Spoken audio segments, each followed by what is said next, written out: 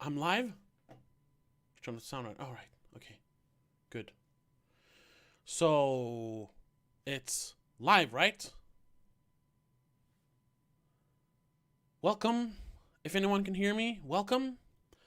Um, like, it's always so hard on YouTube. I'm not sure. This is live, right? There are people watching me right now, right? If you can hear me, please write something in the chat. It's much easier on Twitch to actually see if you're live. Here you gotta kind of guess. It says I'm active. Someone is watching. I hope that's not me watching myself. Anyway, so yeah, this is a stream. Yeah, this is a little bit impromptu. I just got an idea that I should try and stream on YouTube again. Try that out. And looked it up. I thought I hadn't done it in like a long time. And it wasn't that bad. It's been, what was it, 4 months. I think the last time we streamed here was, we did the Adam Sandler podcast. What was it, the 31st of March. So yeah, about 4 months. I thought it was a lot more. But anyway, I'm back. And, yeah, I'm a little early. It's technically not supposed to start until 6:30, but I thought, why not? Why not? So, yeah, this is just going to be a test. I'm not really sure what this is. We'll see if more people turn up. There's one person watching. Is that me? I don't know. One person watching. There was like 4 people in here for a second. I don't know. I'll do this. See if anyone reacts. Hello there. Can we just remove this thing? Nope. Someone's calling me. And now they hung up. Alright, wasn't that important. So, yeah. My plan for this stream is to see how easy it is to use, how easy it is to set up a planned stream like I did now. And it wasn't as complicated as I thought it was back in when they changed it to this new setup.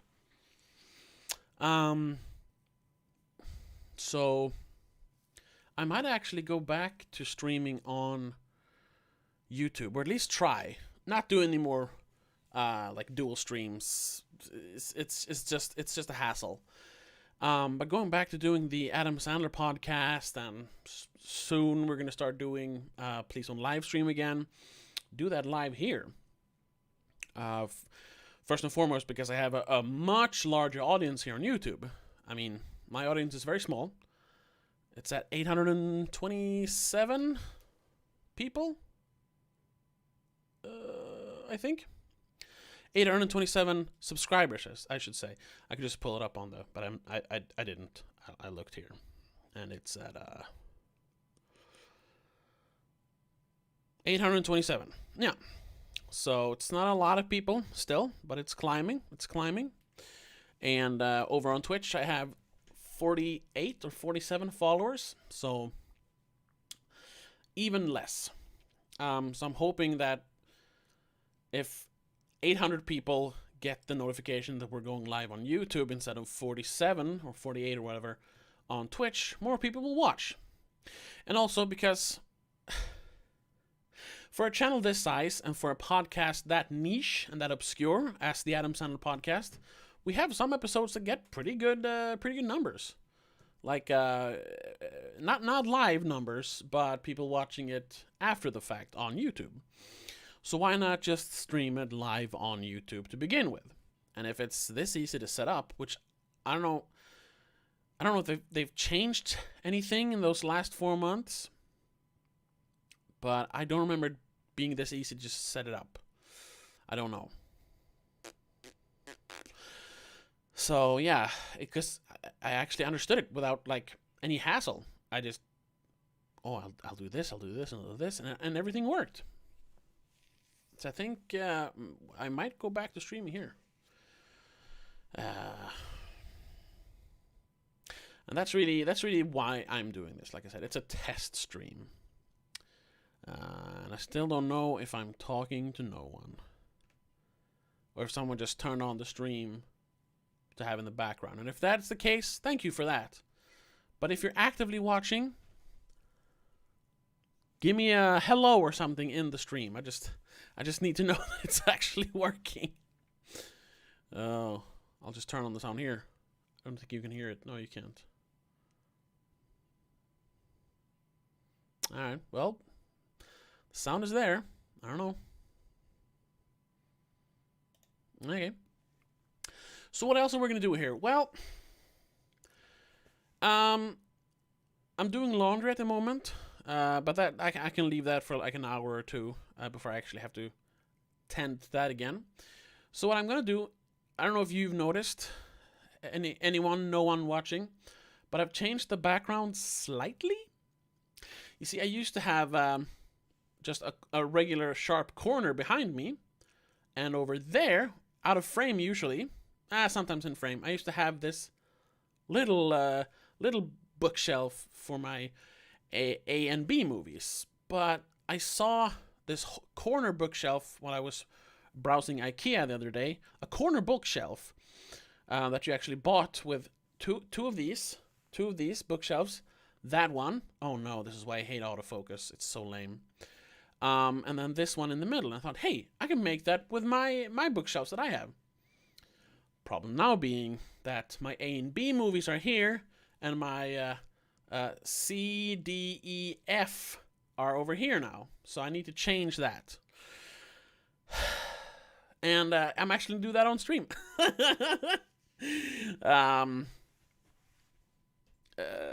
Because why not? And honestly, you should just, if you're a content creator, you should actually stream everything, because anything can be content, and as long as you're making it mildly interesting, it is good content, I think.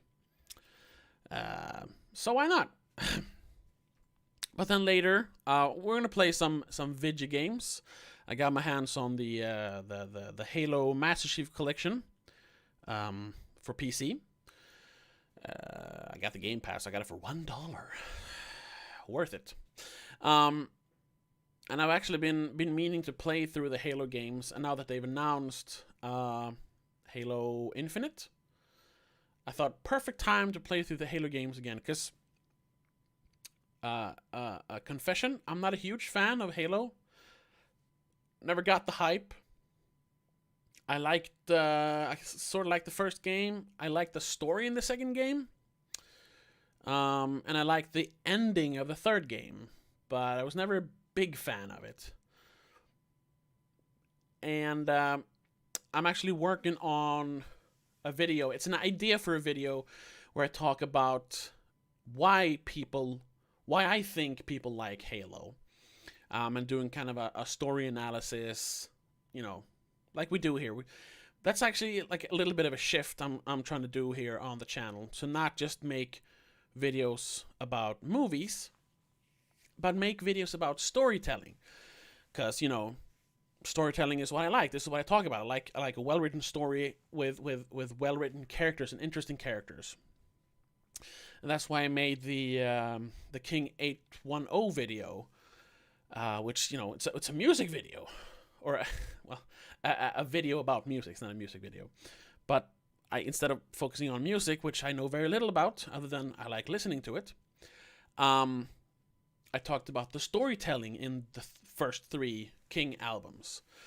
And I wanted to expand on that, because I got a lot of great feedback on that video. Not huge amounts of views yet, but it's climbing. But I got like real life feedback from people that had watched it, and they were like, "Oh, it's a really, really interesting video." I was like, "Oh, okay," which was bittersweet, because I poured my heart and soul into that video, definitely, and I really, really enjoyed making it.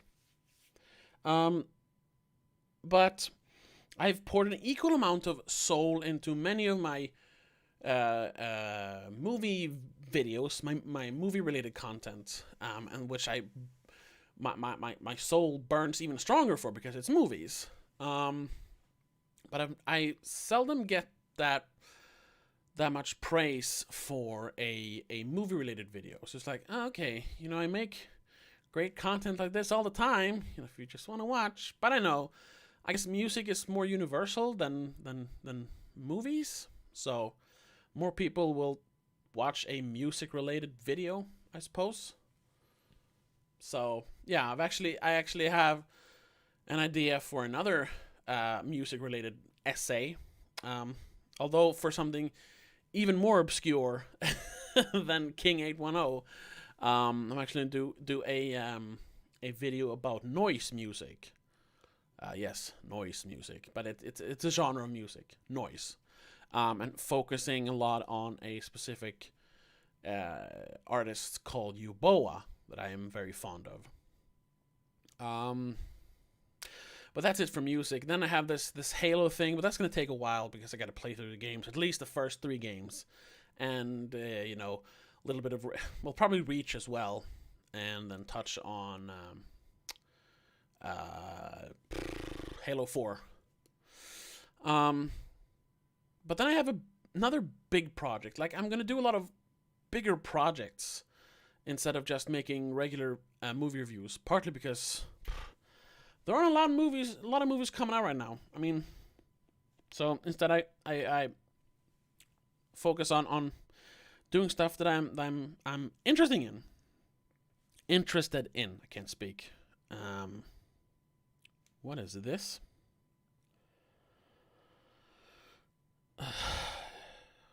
What? Anyway. I don't. It's not. It's if you follow me on Facebook, which no one does. It's just I don't have a Facebook page for Please Don't Livestream, which maybe I should. Please don't make a scene. But I don't really use Facebook. But a while back, I joined a Facebook group called, what is it?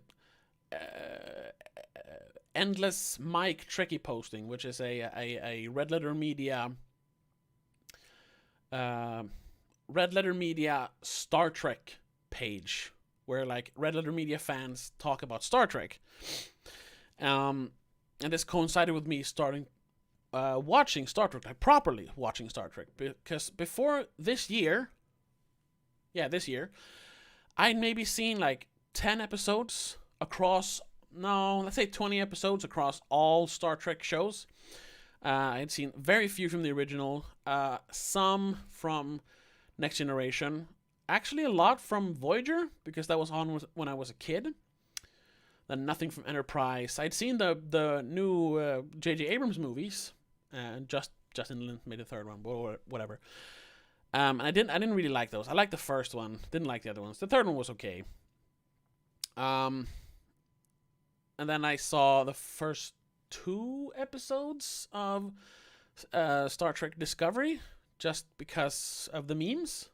Well, I watched it before the memes. I watched it so I could take part in the memes, and then I saw the first 3 episodes of Star Trek Picard. I didn't like it at all. I mean, even I, who don't know anything about Picard, knew that that's not how they wrote Picard in the old series. And I had never seen any of the movies except for like 20 minutes of Star Trek First Contact back when I was a kid. So now I thought, well, Star Wars is dead. Star Wars has been dead for a while, but I've finally accepted it.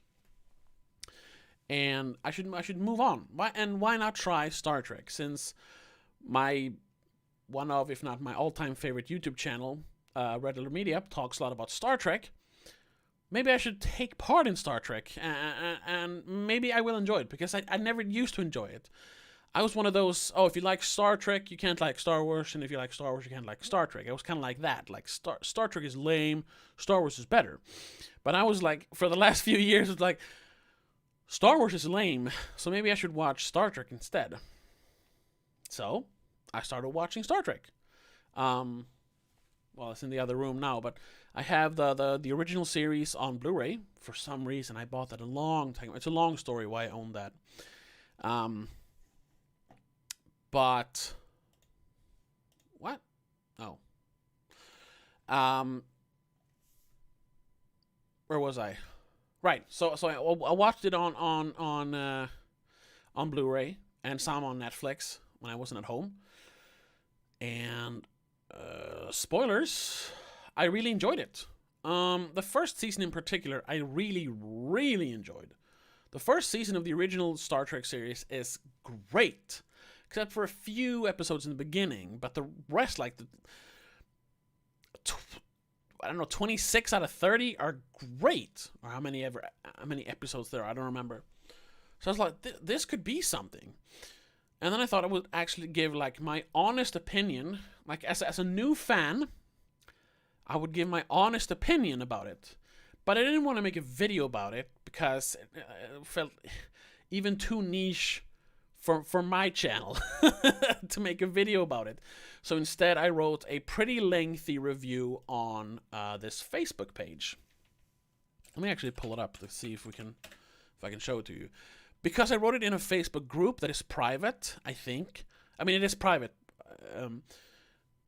It doesn't show up in my Facebook feed. So, like, none of my friends were able to read it. It was only I was able to read it. And people on this this Facebook group. And it was actually fun to write it. And get a lot of positive feedback. Because I wrote about something very niche to a very niche group, you know? And that way, I got the feedback, I got the appropriate feedback, or whatever I want to call it. It was actually fun. Yes, it was fun to be noticed, and that's ultimately why you make videos. You can say it's, because I want to teach people about whatever, or enlighten people about this and this and that, or because I just love making videos. It can be those things, but it's also because you want to get noticed and you want to share your opinions about stuff. So I was very happy to get some pretty positive feedback and people like welcoming me to the fandom, which I'm not like a. I don't remember which one is the right expression. Is it Trekkie or Trekker? I'm sorry if I'm saying the wrong one. That's like saying the N-word for Star Trek fans. So I'm not quite a Trekkie yet. Trekkie. But I'm definitely getting there. I really enjoyed, like I said, I enjoyed the original series, and then I watched the animated series because it's only like 20 half-hour episodes. So I watched those now that my what's it called? I had my vacation. What can I? What? Oh, here we go. Let's see. Oh, I can't.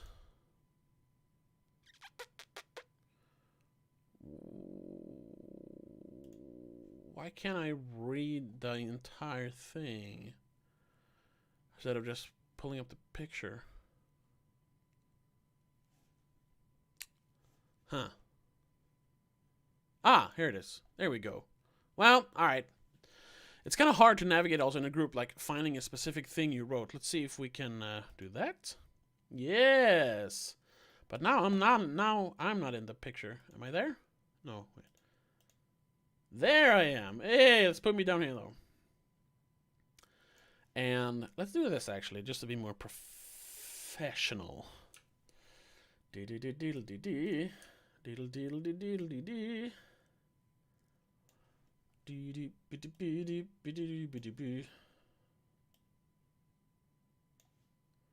That sounded more like Final Fantasy 9? I don't know. There we go. Yep. It's mismatched, but whatever. Let's do that. There we go. So here's what I wrote. It was a long thing. It doesn't look as long now, but it wasn't a proper like script for a video or anything.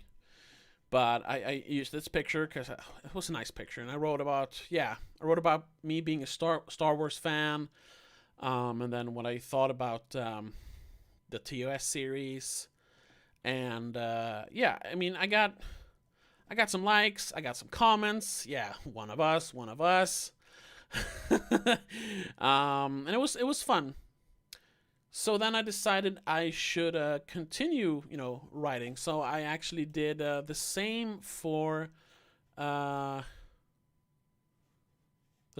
animated series. Which, when I look at that picture now, it's not as. Oh, there we go. I did another review thing for the animated series, and did the same thing there. And I started off with a little shorter thing about my Star Wars fandom, and a link to my first review. And then I talked about, the pros and cons of the animated series, which I really enjoyed the animated series as well. I actually think in some ways it worked better as an animated show than a real life show, whatever it's called. And I got some pretty good responses here as well and some people returning from the first post. And then I continued and actually did the same for the first movie, Star Trek: The Motion Picture, which, other than it's probably the least talked about movie. It's not the most hated movie. That's probably Star Trek 5, I think it is, the William Shatner one, where he wrote and directed it. And then, of course, the later, Next Generation movies. So some of them have gotten really bad reviews. But the first one, no one talks about, because, for reasons. Red Letter Media made a video about it a while back. I didn't really get anything out of it because I hadn't seen the movie. But then I watched it, and I gotta say, I really, really enjoyed it. Like I wrote here, I'll start by saying this, because the whole thing about Star Wars first, and the links to the first two posts, and then here. I'll start by saying this. It might have taken me 2 sittings to finish the movie, but by the time the credits rolled, I was in tears, which was true. That ending was amazing. I can definitely see why Star Trek: The Motion Picture wasn't to everyone's liking. It has some major problems, especially in the first 40 minutes, with pacing, writing, and building tension. And why they spent over 15 minutes on scenes about fixing the engine. Oh, I actually missed something here. It's supposed to be, I will never understand. The actual plot doesn't really kick off until about 40 minutes in. But then, when they finally make it to the giant cloud, which is, I try to not spoil anything, even though it's a Facebook group for people that they've seen Star Trek. But anyway, it really kicks into high gear. Here's the thing. There's the kicker. Sci-fi movies can usually be broken into different categories, like a western in space or a war film in space. And the actual scenery and mystery of space only becomes a backdrop to tell a regular story. Star Trek: The Motion Picture actually puts the exploration in space and the wonders of space to the forefront, I guess it's supposed to be. And then it goes on. And this is what I really liked about the movie. Space is vast, dark, scary, mysterious, beautiful, and full of things way beyond our comprehension. Star Trek wants to show this. I should have added Lovecraftian there, which I know I think I mentioned it somewhere, maybe. Anyway, the motion picture wants to show this and use this to create wonders never before seen on the screen, which I really think they did. And with some pretty good special effects for the time, 1979. And with the larger budget and scope of a feature film, Star Trek finally manages to fully realize these lofty goals and Lovecraftian themes they set for themselves in TOS and TAS, the original series and the animated series. The plot... Oh, well, here it comes. Let's not spoil it. It was truly mind-bending to experience it. I am a person who harbors a genuine... I shouldn't talk about that either, because it's spoilers. Anyway, And I got some pretty good responses to this as well. And people, talking about what they like and don't like about the movie. And so on, and so on. And so, last weekend, I think? Yeah, a few days ago, I watched Star Trek The Wrath of Khan, which is the one that people always say is the best one, basically. That one, or I guess the third one, Search for Spock. It's gonna be fun. I'm writing that. I'm actually taking my time with that one. It's not just a little Facebook thing I do. I'm actually writing it in Word, and then I'm gonna move it over to Facebook because I was not a big fan of it. I mean, it wasn't a bad movie, but in comparison to the first one, and in comparison to the TV show, Wrath of Khan was like not at all as good. It was a good movie, but it had that problem of being, it was a revenge movie or an action movie in space. It wasn't actually a movie about space. Space was just the backdrop. So it's going to be my first, not negative review, but less positive review. So it's going to be interesting to see what people say about that on that page, because like I said, they've been very, very positive towards me because I've given positive reviews for the most part. I've given, my pros and cons with each post on there. It's going to be interesting to see when I say that Wrath of Khan is not as good as, in my opinion, not as good as people think. So that's going to be interesting. And I also thought, because I'm getting some good response and I'm having fun watching Star Trek, and writing about Star Trek, I might actually turn it into a video series. I'm not sure how I'm gonna cut it up.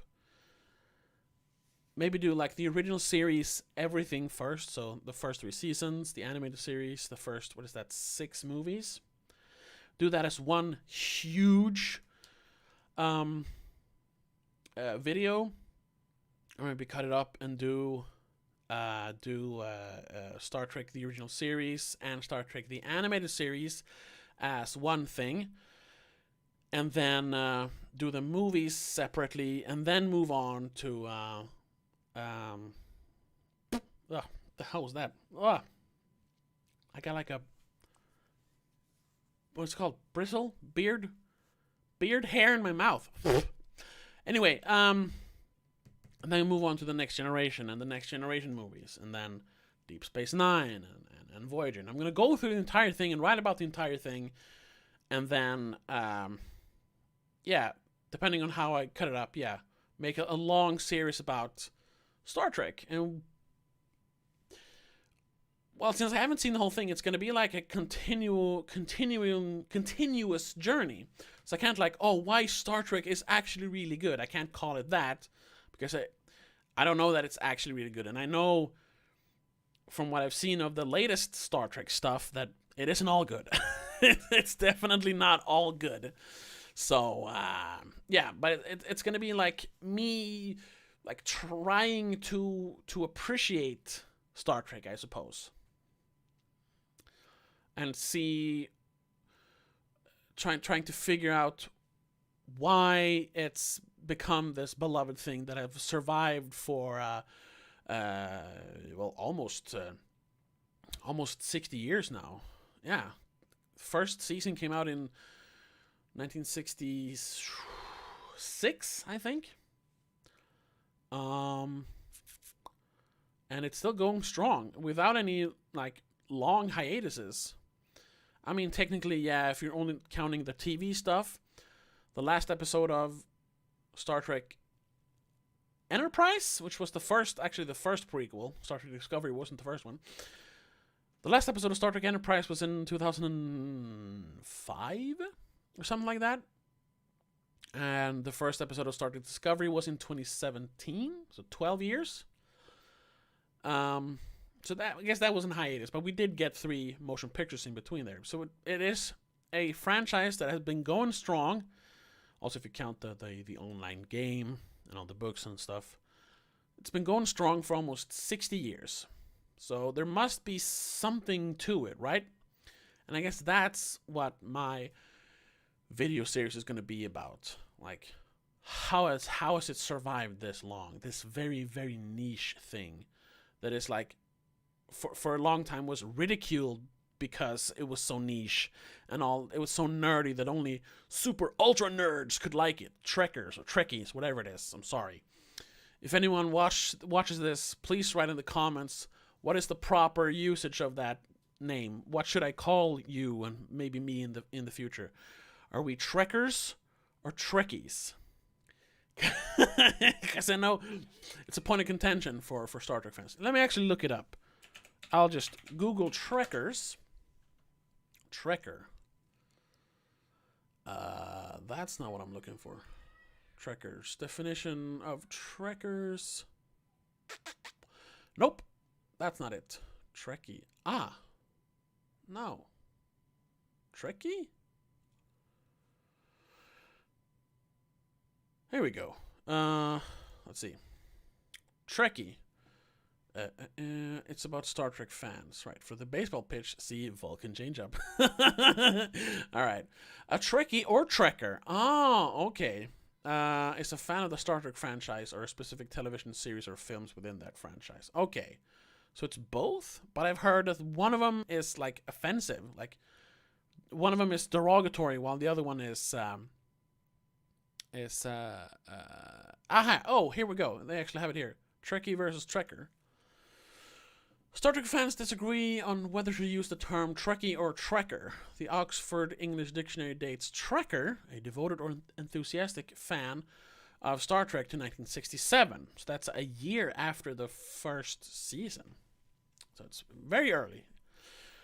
Stating that it is sometimes used in preference to Trekkie to denote a more serious or committed fan. Trekkie is thus, according to a 1978 journal article, not an acceptable term to serious fans.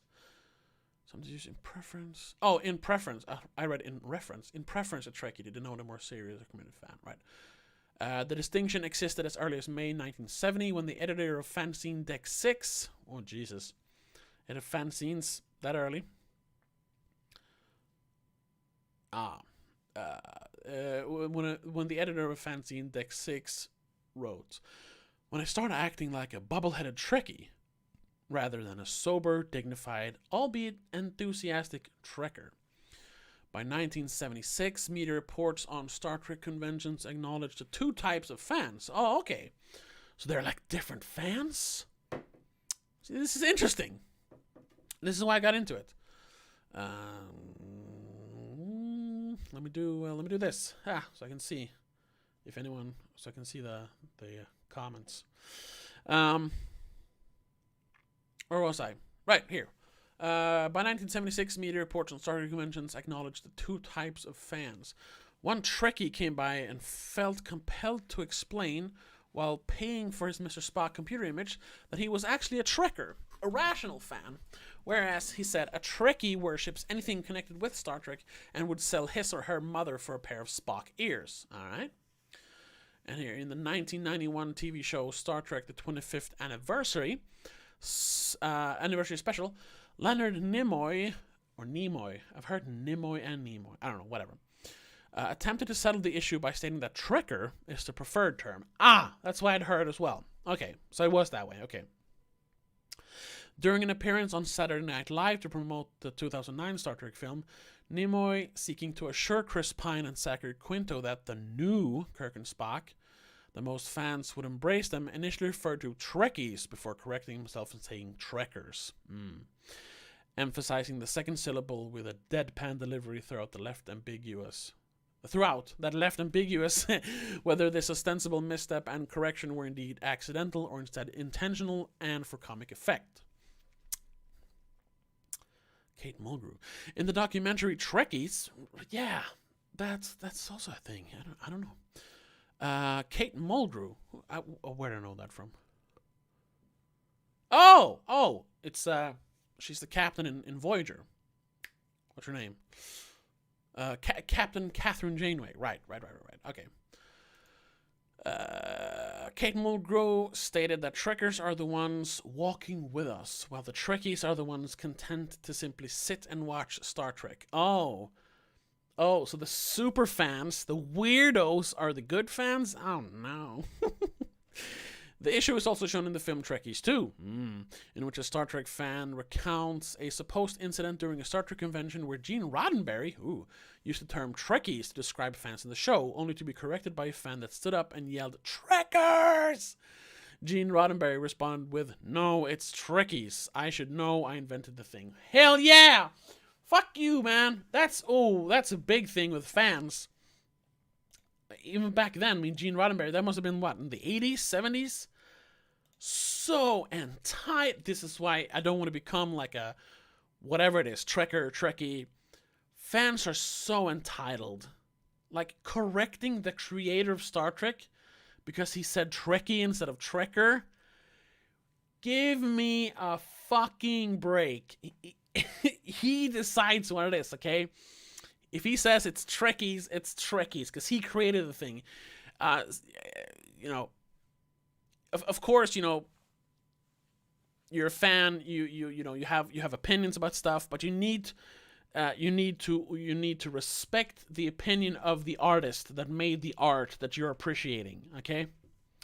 It's the same thing with those fucking assholes that started the Reclaim Mass Effect 3 or whatever it was called campaign, where they wanted the ending of Mass Effect 3 changed. Like, fuck you.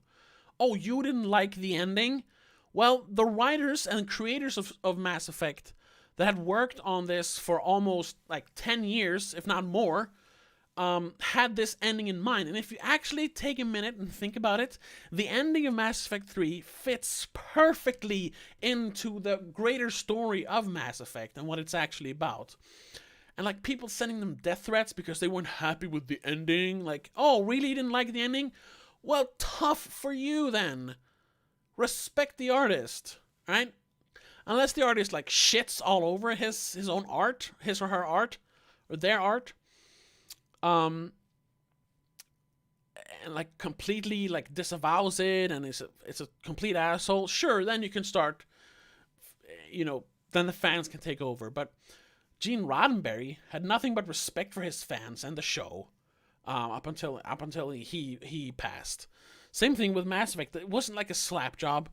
It was a passion project by the two guys that quit, the creators of BioWare, the people that started BioWare. They quit after Mass Effect 3, probably because of what they called the EA bear hug as well. But I think it's mostly because of what happened. With Mass Effect 3. It's just bullshit. Do not. Oh my god. Corrected by a fan that stood up and yelled, "Trekkers! Sit down and shut up. You wouldn't even have any TV show or movies to watch unless this guy, Gene Roddenberry, made it for you. So just shut up." That makes me angry. That's why I hate fandoms. Oh my god. Excuse me for that tangent. Let's go back to reading about Trekkies and Trekkers. Where were we? Oh, I gotta change those too. There we go. Other names. Well, okay, that was the end of it. Alright, whatever. But here, other names. Star Trek fans who hold Star Trek Deep Space Nine to be the best series of the franchise adopted the title of Niner following the episode Take Me Out to the Holosuit, in which Captain Benjamin Sisko formed a baseball team called the Niners. They play baseball in space? Why not call it Spaceballs? Oh, because the movie. Alright. How do we get to this?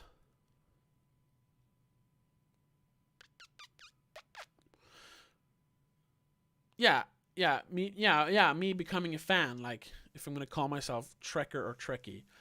You know what? Because of that stupid fan that yelled at Gene Roddenberry, "It's Trekkers!" I'm going to call myself a Trekkie.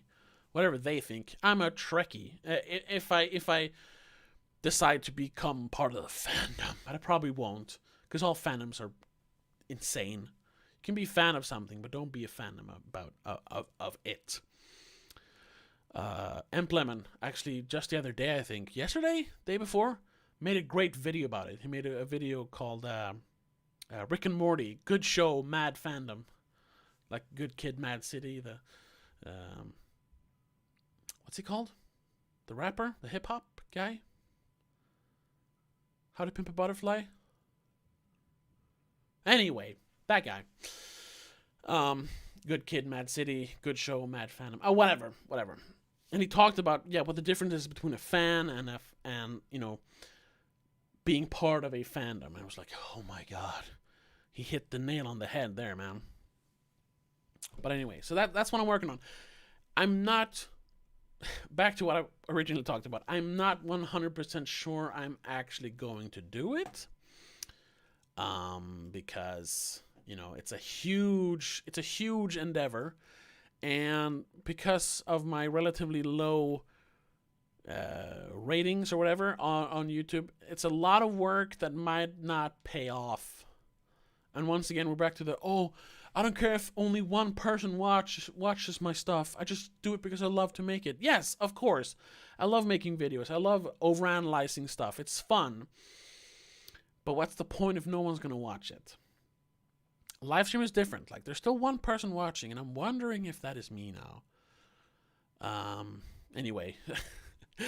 Like, that doesn't really matter, because it doesn't really take me that much time to prepare for a live stream. I mean, unless it's like the Adam Sandler like a podcast, because then you gotta prep some stuff. But just this sitting down, babbling on for 41 minutes now, that's not hard. It's not hard. Streamers are saying like, it's not that easy to be streamers. It's it's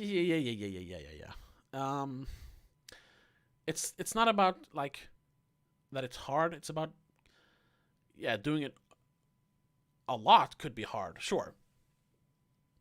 But I've also, like, if you listen to some streamers say, sure, it can be difficult to, like, entertain for 8 hours, but it's not hard work. And especially not for the kind of money you make when you get up there and have like a few thousand people watching. It's definitely worth the money. Like, if you listen to Greek Addicts or like NMP LOL, which are some of the people I like to watch, whenever I watch Twitch, which I don't do that often, but sometimes they say that, like, it's not hard work. How did I get into that? Oh yeah, instead sitting down, watching like hundreds of hours of several TV shows of a franchise and movies, and then writing scripts for all of it, filming it, and then editing it, which is going to take the most time. If like 10 people are going to watch it, that's not worth it. That's not worth it at all. I'm just being honest, as Andre 3000 sang. But hey, I'm gonna when I've written my Wrath of Khan review and posted it on the Red Letter Media Mike Trekkie posting page, I'm gonna ask there in like the comments or whatever to see what they think about like watching a video series about this. And if I get positive feedback there, that could be a good way for the people reading my Star Trek stuff to actually transition to watching my stuff on YouTube.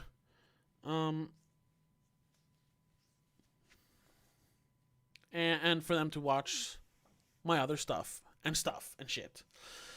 So that could be good. And hopefully some people in my audience here on YouTube likes it as well.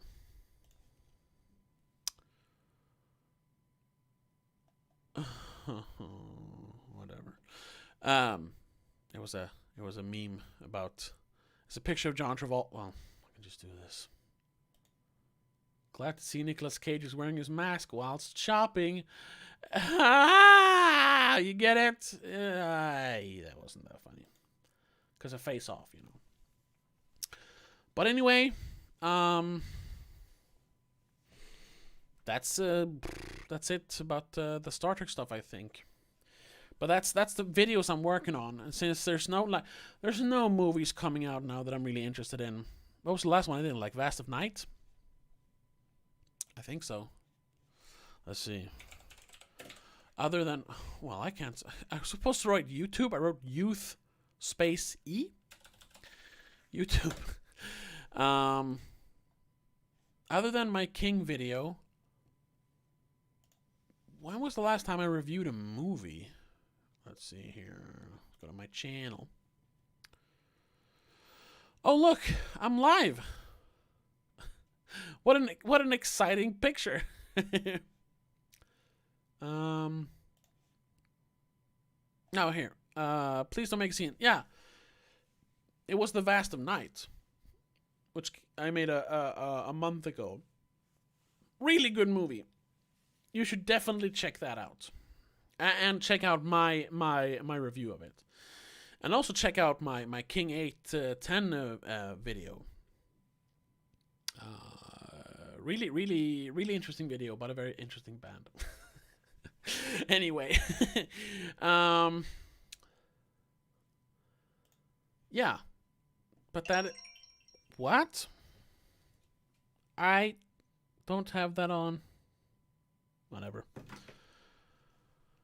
But that, yeah, so that's what I'm planning. Like there's no movies right now that I want to watch. Well, there's some, but nothing that I think I'm gonna make a review about. I just heard about a movie called Relic that I want to watch, and a movie called Lemon I want to watch, which is an older movie. So I think I'm gonna take some longer time between videos and make bigger videos, which I talked about in the beginning of this year, or in the end of last year? No, in the beginning of this year. Yeah, like, oh, I'm still going to make movie reviews, but I'm going to focus on bigger video essays. And then that didn't really happen until, yeah, a few weeks ago when I did the King video. Because, you know, I couldn't really... I had some ideas for video essays, but I just couldn't... I didn't know where to start. And then this King idea just came to me. I mean, if you've seen the video, it actually started as a YouTube comment on another video. And, like, trying to force a video essay didn't work. I wanted to write about... I wanted to explore homoeroticism in movies, to see what the thing is, because it feels like people like, make fun of homoeroticism and call scenes in movies homoerotic, and I never really get it. So, like, me exploring what homoeroticism actually means in movies, which is a very, very, very deep topic, but it could be interesting. So I did read a little bit about that, but it felt like I was, like, forcing it because I wanted to talk about it, not because I had an idea to make a video about it. That's kind of the difference. Same thing with... I wanted to do like a huge, like, retrospective about the Fast and the Furious franchise, which would kind of tie into the homoeroticism video, because some of the stuff going on in those movies. And I started doing that. I rewatched all the movies earlier this year, and I started writing it, but then it was like, it's going to be a huge thing, and it feels like I'm forcing it a little bit. But then just out of nowhere, I just started writing about King 810 in this YouTube comment. I was like, hey, this could be a good video. Made it into a video. Same thing with another essay or whatever I've started writing or wrote down the idea because it just came to me. Is what did I call it? It's about John Wick. And here, I called it John Wick and the Futility of Revenge. I guess it could be Futility of Vengeance. Because I saw a video with what's his name? Jim. Jim something, the Jimquisition, the video game guy, where he just mentioned in passing a tweet someone had written about John Wick, and it had something to do with The Last of Us, and someone calling The Last of Us 2, Last of Us Part 2, like the Citizen Kane of video games, and someone like, oh, but then you could call John Wick the Citizen Kane of movies.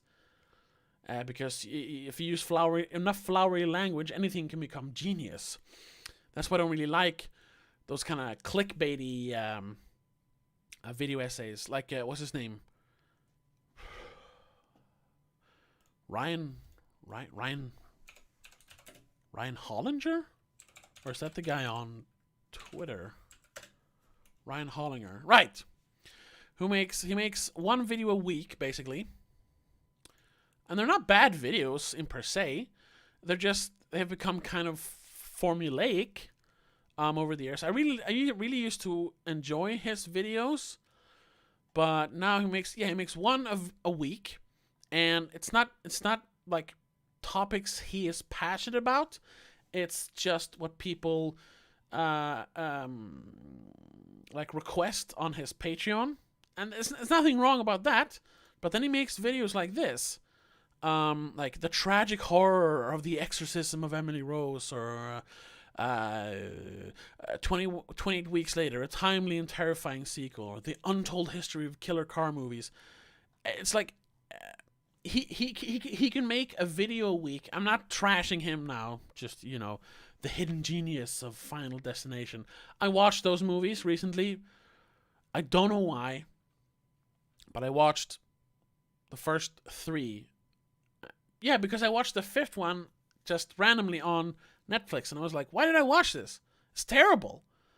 I should watch the first one. And then I watched the first 3, which just makes the third one just makes me depressed. I've seen it before. But anyway,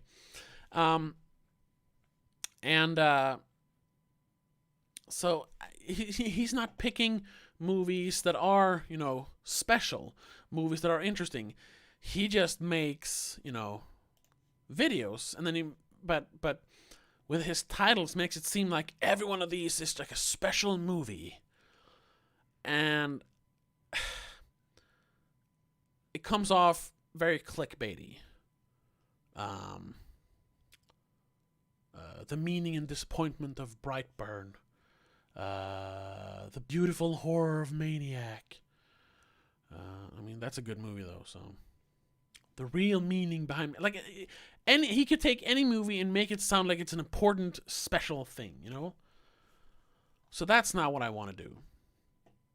How did I get into this? I don't remember. I'm babbling way too much. Yeah, oh right. Because he's just making videos because for making videos' sake. I only want to make videos if I feel I have something important to say about it, or interesting to say about it. Important. It's movies. Come on. So yeah. I'm not just gonna shit out a video because. So that's why I'm gonna take my time, and also because like the last 3 weeks I was on vacation. That's why I didn't make any videos at all the last 3 weeks, because I didn't want to sit inside and just write and record and edit. I wanted to sit inside and watch movies, play video games, and then occasionally go outside to barbecue or hang out with friends. Take it easy. I actually had a lot of fun on my 3-week vacation. And like, yeah, the only obligation I felt that I had was the Adam Sandler podcast. Other than that, I didn't want to work on anything. Even when I sometimes felt like, oh man, I should write a little bit. Just write a little bit on this video. I'm like, no, don't do that. Take this time to work on yourself and relax and enjoy your free time. So now coming back, my first work day was this Monday. So now I worked 3 days, and I was like, yeah, I'm not gonna force any videos right now. Like, not at all. There's no point. Like I said, with my audience, not that I don't, respect my audience, but with the size of my audience, and I have to give them. They're clamoring for new content from me. No. Let's just make quality content, and make it. When creativity strikes, don't try to force content, because there's no point in doing that. Other than Adam Sandler, which is we're kind of forcing ourselves now towards the end. We're getting pretty tired of Adam Sandler movies, but we're almost at the end. And the last episode, we're going to talk about Uncut Gems. I've been waiting since January to watch this goddamn movie. Yeah. I would have watched it in January if we didn't have the idea for the Adam Sandler podcast. Stupid idea, but now we got it. We got to do it now. Yeah, that's the only content I'm gonna force right now. And when that's over, we might come back, like, from time to time, do like a special episode of Adam Sandler podcast, because there's lots more movies than those we've talked about that he's been in. We only picked his like starring vehicles, and I think we even cut some of those out because they were animated stuff.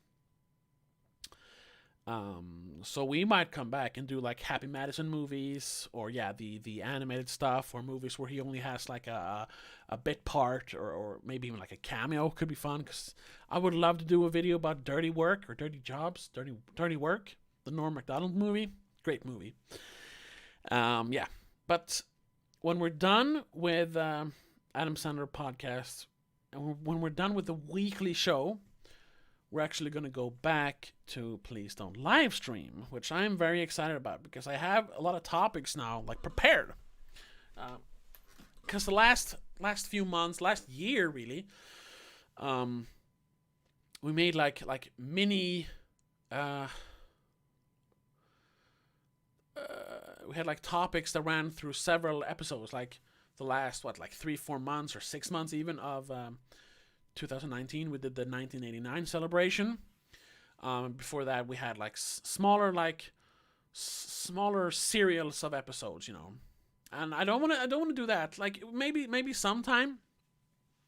But I want to go back and we had a long series of episodes here with the Adam Sandler podcast. That's why we changed the name. They actually call it the Adam Sandler podcast instead of Please Don't Livestream, even though it's basically the same show. But then to go back to doing like one episode, we talk about like top 10 movies you would bring to a deserted island, which is not your top 10 favorite movies or the top 10 best movies. No, that's going to be top 10 movies you can watch over and over and over and over and over and over again. Because if you're stuck on an island and you have 10 movies, let's say you don't even watch one movie a day. Let's say you're a regular person and you watch one movie each weekend. But since you're stuck on an island, you're going to have to fill out that time. So let's say one movie every other day. You're still going to be able to watch a new movie for like a 20-day period. Let's say a month. After a month, you're going to have to start rewatching the movies. So then you're going to have to pick movies you can watch over and over again. And that's not always indicative of quality. It could just be something you really enjoy about a movie, or it's very digestible. So it's going to be that. I actually think that's going to be an interesting topic. I absolutely love, and I saw a video earlier today referencing that. I love the movie I Melt With You. But if I could only pick 10 movies to watch over and over and over again on Deserted Island, I would not pick that one. Because that is a dark, super dark, terrible, just uncomfortable movie that you watch once and you revel in the disgusting beauty of it, but then you never watch it again. I think I've seen it twice in the 8 years since I discovered it. That's enough. Love it. Never watching it again. It's like I wouldn't bring that, even though it's one of my favorite movies of all time. It's definitely like in my top 20. But I would definitely bring at least one of the Jackass movies. Probably Jackass 2 or 3, because they have more outrageous stunts than the first one. they're masterpieces in their genre, but I mean, and in a way, I would probably put it at least on my top 100 list of best movies of all time. I think all three would end up there, but they're not like great movies, you know. But you can watch those movies over and over and over again. At least I can, and never get bored of them. So that's kind of the dynamic of that list. Bring 10 movies that you know you can watch over and over again for, you know, the rest of eternity, basically. Topics like that. Topics like why are there so few like pure fantasy movies, like Lord of the Rings style or Dragonheart style movies, and why do most of them suck? Like, why is the fantasy genre so hard to portray on screen? Like, good. Because, like, sure, there is, like, if you throughout the ages, there are a lot of fantasy movies, but how many of them are actually good? Like, you have the Lord of the Rings movies, and I don't even like all of those. I like the first one. I like parts of the third one. I guess you could count Pirates of the Caribbean as a fantasy movie, but I would probably more like heightened reality / action adventure, I would call it. Like Willow. I like Willow, but it's not a good movie. And you have all the Swords and Sandal movies, like Deathstalker and what's it called? Wrath of the Titans. What's the first one called? Whatever, you know. And movies like that, but how many of those are actually good? I don't know. Not a lot of them. So talk about that. Because I actually had a period a few months ago where I got obsessed with fantasy movies. I actually bought. Oh, let me find that one. Hopefully the cord is long enough. Let's see here.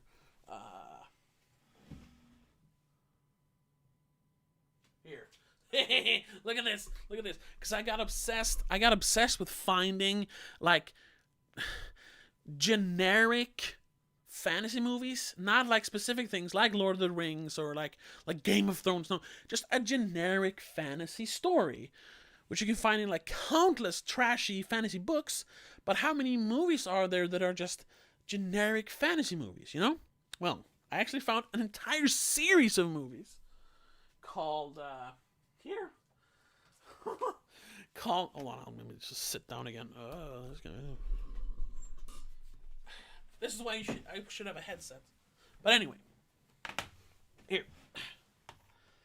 I found this. Mythica. Yeah, complete 5-film collection. They're so bad, and this is indicative of it. Because if you read the story is like, it's like interesting, but nothing special. So you have there. The Mythica series follows the adventure of Merrick, a wizard born with the dark power of necromancy. As she learns to harness the magic that threatens to corrupt her, she recruits a team of adventurers to battle Zorlok, the legendary necromancer, and thwart his goal of uniting the 4 shards of the Darkspore to unleash an undead plague on the land. Like, that's just a generic but interesting, you know, fantasy plot. But the movies are super low budget, precision pictures. They're even like, they're on YouTube, and they're like, I think they crowdfunded 1 or 2 of these movies and other stuff they're making. Like, you would never see like Warner Brothers produce Mythica, you know? But if Warner Brothers, Universal, Disney, whatever, if they produced Mythica, it could actually be like a proper blockbuster movie. But instead, it's like looks like a fan movie basically. But it's not bad. I've only watched the first one, but it's not bad. It's just not up to snuff. So that is a perfect example of like, why aren't there more like good, well produced fantasy movies? Perfect example. And so I also watched Dragonheart. Rewatch. Well, I actually bought that as well because it was on. Got the Blu-ray for like $3. I watched Reign of Fire. which is not really a generic fantasy movie, but it is a fantasy movie with dragons in it, which that's also the thing. There's not a lot of movies with dragons in it, because I guess it's too generic of a fantasy monster, you know? So, same thing with airships. I would like to see more movies with airships. I love airships. Anyway, so I watched Dragonheart. What else did I watch? I watched some other fantasy movie. And I was like, it could be interesting to talk about, at least for like one episode, you know? Alright, and I watched Highlander, which once again, not really generic fantasy plot, but it's a generic movie. Yeah, that's the thing. That's a generic movie with a very, very cool plot. Fantasy plot. It's like, why aren't there more movies like that? You know, let's discuss that, or do a deep dive into actually discussing the. Well, you saw Ryan Hollinger already took that topic from us, but doing a video on the Blair Witch sequels, or really the second one, not the remake. The remake sucks, but actually talking about Book of Shadows, Blair Witch 2. Because it's a very interesting movie, in concept. It's in execution, not very at all. Talking about stuff like that, or like top 10 movie scores, you know, as a film scores, soundtracks. Doing stuff like that. But actually having like 10, 15, 20 episodes planned, so you can always say, oh, and next week we're going to talk about this. I think that could be fun. So yeah, that's what's coming up after the Adam Sandler podcast. And actually, right, I was talking about John Wick before. We passed that one. There we go. Right. So, well, someone has been watching the whole time, and I'm wondering if it's just myself, because I'm watching the like little preview screen up there in the corner. So maybe no one has been watching. I don't know.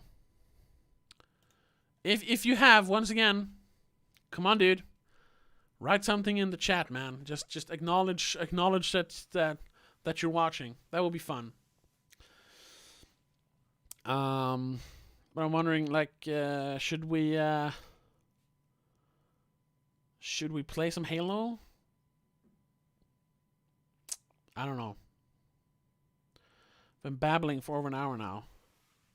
And I don't think I'm going to save this. I'm not going to save this stream, because it's just been me blah, blah, blah, blah, having mouth diarrhea. So, yeah. But at the same time, all the stuff I've been talking about could be interesting for people to hear, but it's so drawn out over an hour. It's not very succinct, which is a problem with streams. So, I don't know. Is it worth to still stream? Maybe more people will turn up if I actually play video games. I don't have to really bother with my laundry. You know what? Let's do this. I'll go down now, fix my laundry, because then I don't have to care about it for the next like 2.5 hours. And then when I fix my laundry, I'll come back, and then I'll play some video games until it's way too late. So while I'm gone, I'll only be gone for like 10 minutes. So let me put on a video, so I don't have to stop the stream, but it's also not going to be an empty screen. I wonder if I can do this actually. Let's see. Do that. No, it's not the same thing. Screw it. No, that's the wrong one. There we go. Let me just put on one of my videos. And once again, I can't spell. YouTube. Pink Trip is live? What the hell? Oh, it's a premiere. Oh, okay, whatever. Pink Trip is fun. If you're not watching this, please watch his channel. He's very funny. He makes like he like re-edits Joe Rogan podcasts and makes these really weird like 2, 3, 4 minute videos. It's amazing. Anyway, let's go to my channel, and I'll put on. I'm not gonna put on the King video, but I'll put on my Vast of Night video. Like, no one's watching, so it's not like it's gonna boost the numbers, but at least it's something. Let me turn up the desktop audio first. Yeah. There. And I'll do this and that. Oh, look, I have the same. Remember last week when I mentioned Steven Spielberg's Close Encounters of the Third Kind, and how it's my favorite Spielberg film and one of my all-time favorite movies? There it is. I wasn't exaggerating. Close Encounters is an absolutely magical movie. It captures the fear and wonder of alien encounters so perfectly that it stands alone in movie history, in my opinion. No movie can compare to it. Until now. In this episode of Please Don't Make a Scene, we review The Vast of Night.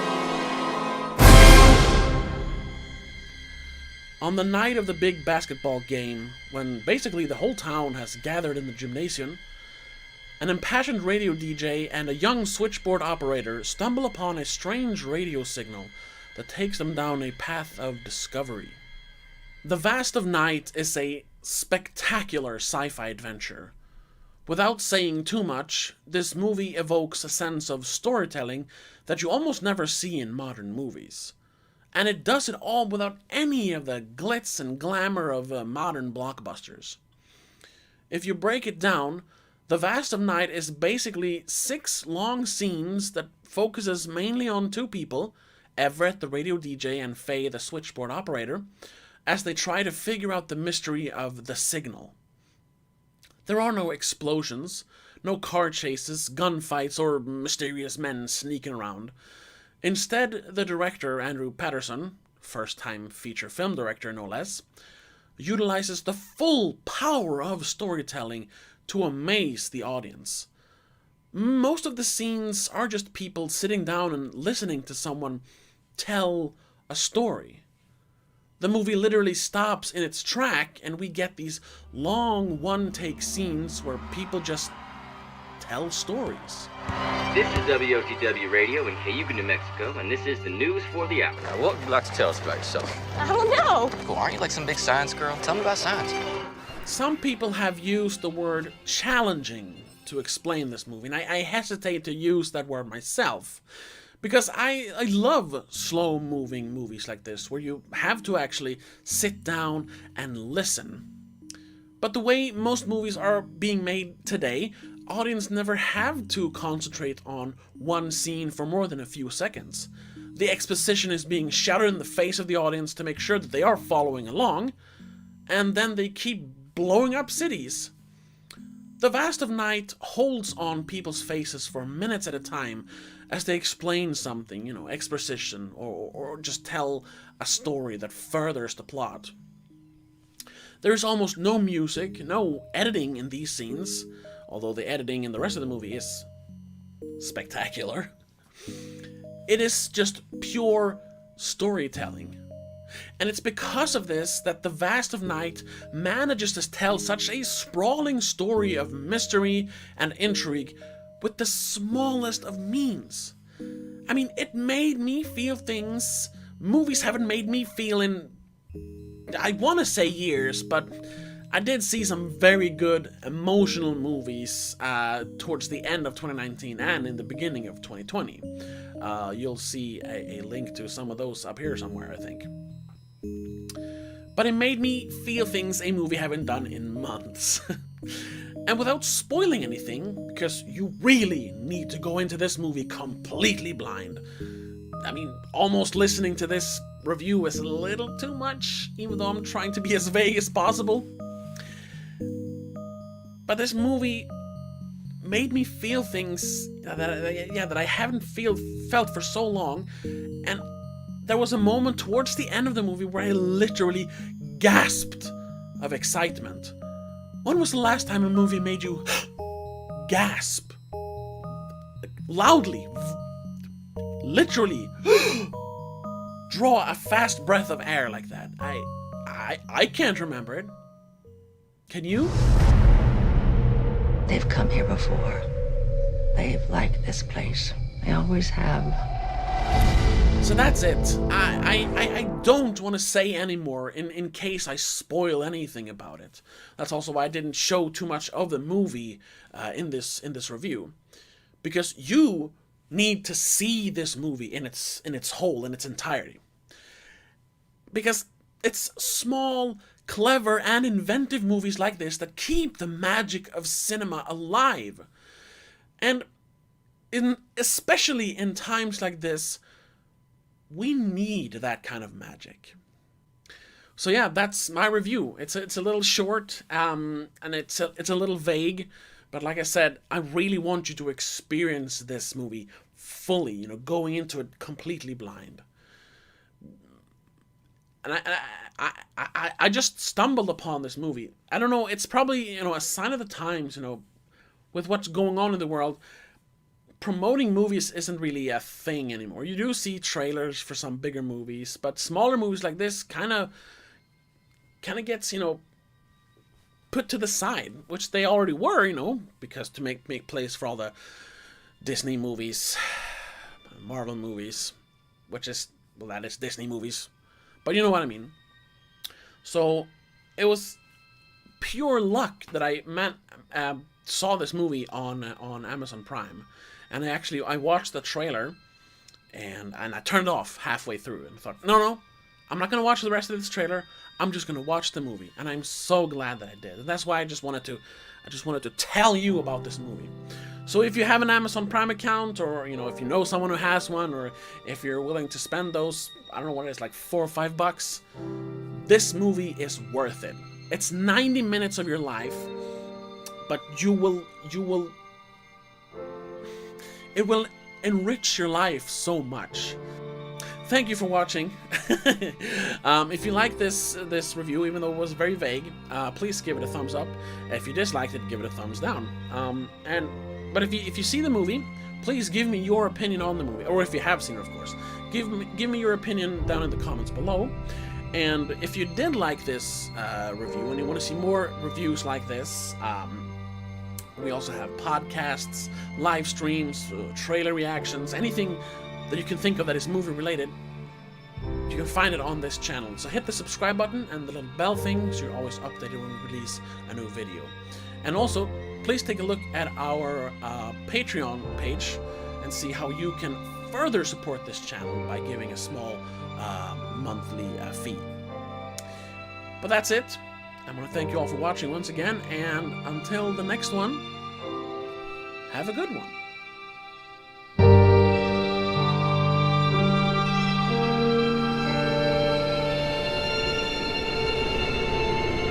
can't hear me? No, you can't. Anyway, I'm back. Well, I only do laundry for one person, so it doesn't take long. I just had to put it up on the drying stuff. Whatever. You're not here to listen about laundry. Well, technically, no one's here, so no one's listening except for that one person, whoever that is. That must be me. Like, is there somewhere? What happens if I? I don't know.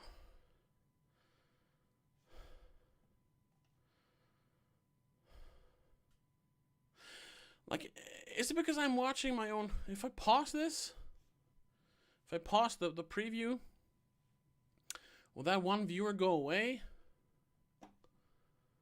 And in that case, have I been talking to myself? We had actually had 3 people in here for a while. Well, 1 person, 2 person. For like a few minutes. I don't know. But let's, doesn't seem to affect it. Let's play some video games, alright? Let's see if we can get it started. We'll play some, well, I wrote Halo Infinite, hoping that someone would, like, oh my god, he's playing the new Halo game! And I'm actually playing Halo 1. Oh, right, look, 0 concurrent viewers. It was me who was watching. Alright, so I've been talking to myself. I'll just write that here.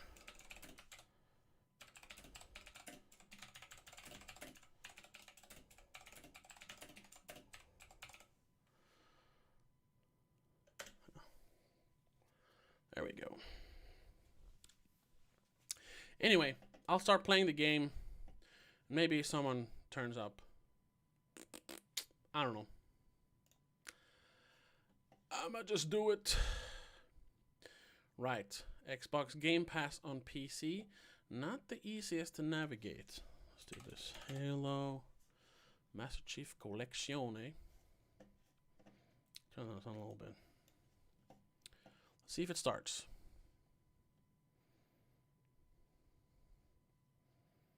I think it is.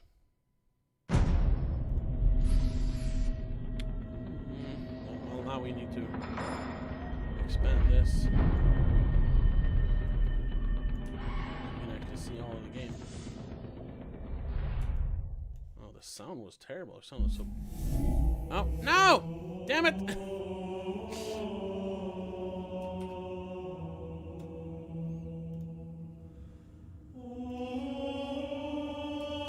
Sorry, let me just, oop, there we go.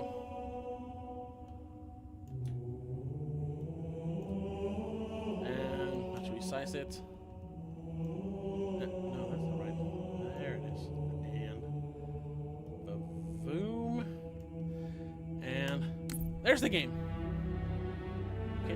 Ah, there it is. Now you can see. Message of the day. Wait, I don't care about that. Okay. Turn on the sound a little bit so it's not louder than me. And I'm gonna play campaigns. Yes, I play campaigns. I don't play multiplayer. I don't see the point in just running and shooting people. I play for the story. Technically, this is the first one chronologically, but I think if I'm gonna make a video about it, I should start with the original. Let's do that. Now, I tried it out for like a second before just to see that it works, but then it had the updated graphics, which it got, you know, when they released the Master Chief Collection the first time. I want to see, because I think I want to play it with the original look actually. Graphics quality, original. Okay. Oh wait. Should actually change full screen to borderless. Or I guess windowed. So I could, yeah, so I can slide over. Okay, good. But everything else is right. Yeah, okay, back. Save. I gotta say though, music is very good. Let me turn this on a little bit. So it's not overpowering. Alright. Let's not, well, I don't know. No, let's quick start. Let's play it on normal, because I'm no scrub. Yes. And let's see what it looks like. If it's the remastered, then okay, whatever. Hopefully it's the original graphics. Problem is now I can't see the comments. Oh, now I can't. Oh, whatever. Oh, no, I think this is original graphics. Looks like it.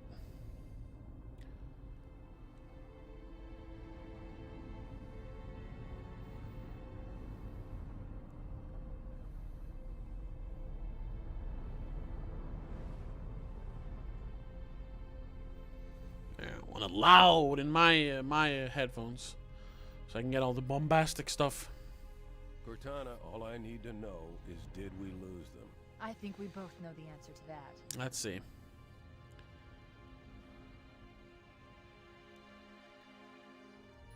And that's remastered, right? Yeah. We made up The hell? job. How did they? Get here first? The Covenant ships have always been faster. Whatever. As for tracking us all the way from Reach, at light speed my maneuvering options were limited. We were running dark, yes? Until we decelerated, no one could have missed the hole we tore in subspace. They were waiting for us on the far side of the planet. So, where do we stand? Or is Our the... fighters are mopping up the last of their recon picket now, nothing serious. No, they wouldn't call this original But graphics I've because it's isolated the approach original from the routes Master for Chief collection. multiple CCS class battle groups, Right, making let's not 3 capital talk in the ships videos. per group. And in about 90 seconds, they'll be all over us. Well, that's it then. Bring the ship back up to Combat Alert Alpha. I want everyone at their stations. Everyone, sir? Everyone. Everyone. And Cortana. Let's give our old friends a warm welcome. I've already begun. He was talking to a robot or a computer? Attention, all combat personnel. Please report to your action station.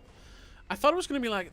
I guess if you play with a controller, there's like a button where you just switch the graphics. Like, I remember those were actually remasters or remakes or whatever. Remasters that I really enjoyed. Rendezvous with 22nd Tactical at Bulkhead Charlie 14. The remakes of the Monkey Island games. I love Monkey Island.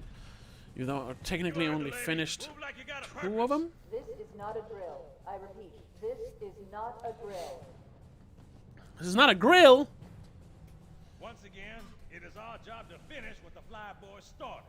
We are leaving this ship platoon and engaging the Covenant on solid ground.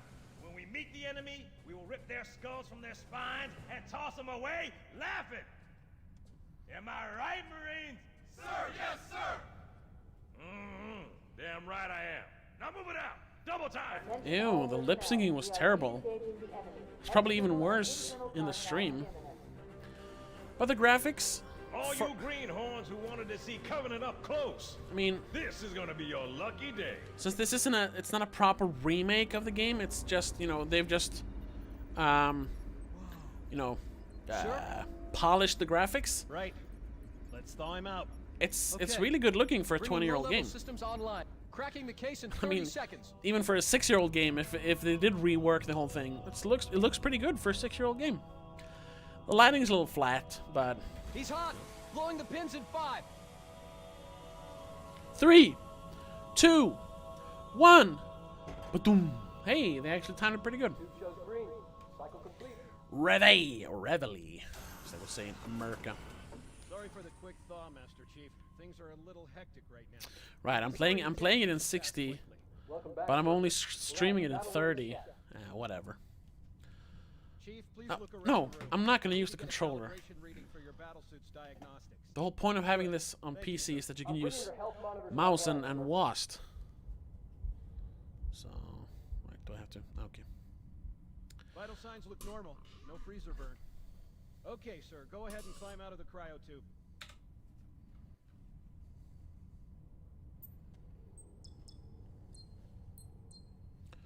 Ooh, lackluster sound. I gave you a double dose of the wake-up stim. Take a quick walk around the cryo bay and join me at the optical diagnostic station when you're ready. Woo! He moves very fast for someone that, from what I understand, weighs like 400 pounds. Doink, doink. I wish this was in third person. Anyway, where am I supposed to join him? Stand on the red square, please. Can I do this now? Sir, I need you to look at me so we can begin. I am looking at you. Hold on, let me just do this. Hold on. There we go. I'll do this. Just so I can see. In case someone would turn up. Oh, now someone's watching again. Is it me? Hello to anyone watching. Just so I can see the chat.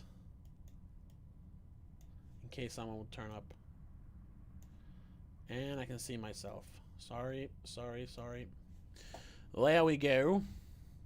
Let's go back to the game. There we go. I know the ordnance techs usually take care of your targeting sensors, but we're short of time, Chief. Just look at each of the flashing panels to target them. When you log on, it'll change color. Yeah. This makes more sense if you have a controller, but I guess you have to. That looks good. Sir, I'm getting some calibration errors. I'm going to invert your looking pitch. No! See if you like it better that way. Oh no. Try targeting the flashing lights again. Oh no. Inverted with mouse. No. Switch it back. Okay. Try looking up and down again, please. Yeah. You want me to leave it like that or switch it again? Leave it. Okay. Jesus. I'll leave the pitch normal. But if you want, you can change it yourself later. I'm ready for the energy shield test now. Please follow me to the energy shield test station. Fire teams, report to defensive positions Alpha through Sierra. I gotta say, if I'm gonna do this and actually like play it critically to actually make that video in the future, you see, this is a real like energy momentum killer right off the bat. I mean, you get. Okay, sir, look at me so we can begin. Man, I'm looking at you. Okay, bring his energy shields online, please. You gotta have this to like calibrate controls and all that. But you just had this like big intro where, oh my God, we're being chased through hyperspace and we're gonna be attacked in 90 seconds. And you see like, oh, a bunch of badasses here. We're gonna kick their ass and rip their heads from their skulls or whatever. But now we have this. Like, fucking get to it. Trial by fire, bro. It's a minor nitpick. I see why they do it. Excuse me. We're showing green across the board. So. To Cryo 2, this is Captain Key. Send the Master Chief to the bridge immediately. Captain, we'll have to skip the weapons diagnostics and On the double, crewman. Aye, sir. On the double, bitch ass. Seems jumpy. We better get moving. We'll find you weapons later. Okay, I'll leave the self-diagnostics running at least. What? Good idea. Got a phone call. Hold on.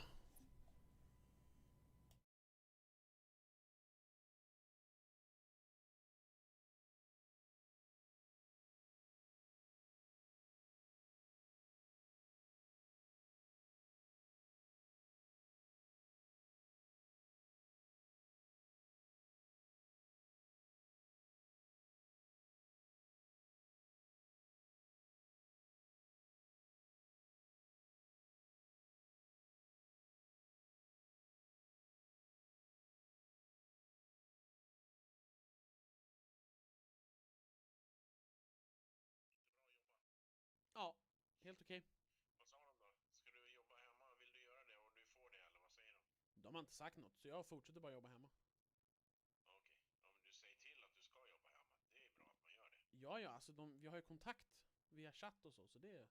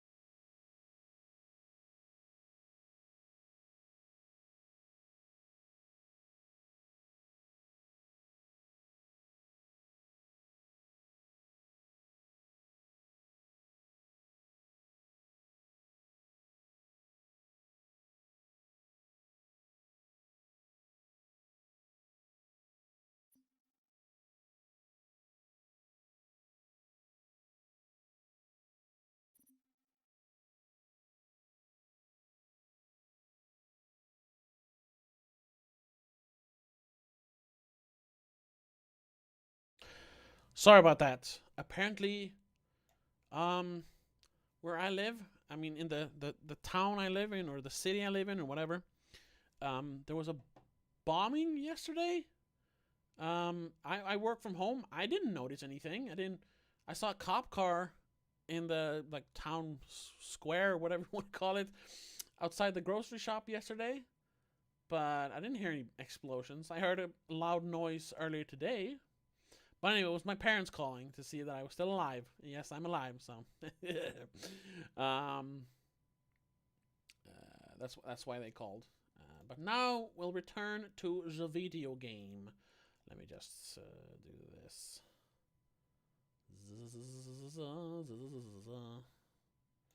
There we go. That's not enough. God damn it.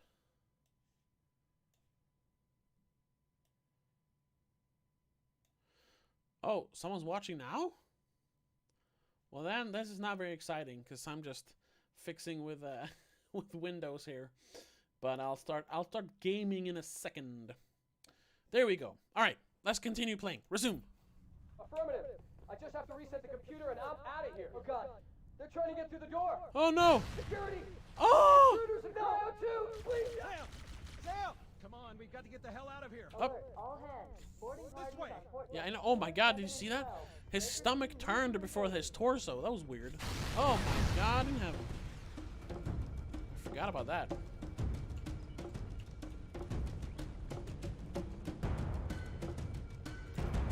Oh, I jumped too high. Cryo B. Can I? Oh.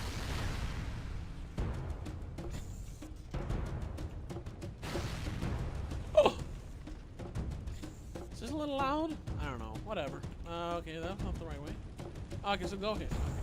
Okay. Oh! It's not a great. Oh, Jesus. Oh, jeez. Okay. They want to sell him for some reason. They really want to sell. What's his name? Oh my God. Is he supposed to die? There we go. They really want to sell Master Chief as this badass. And, you know, first of all, that has to come organically. So I think it feels a little artificial when they try to make him badass. I know I'm not supposed to go here, but I'm just looking. And also, if they really want to sell him as a badass, I know.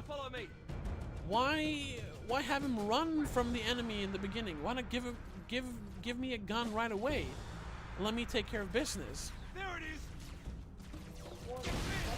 I don't know. That's more interesting to show that. Oh, we're on the run. We're outgunned, outmanned. But since they want to sell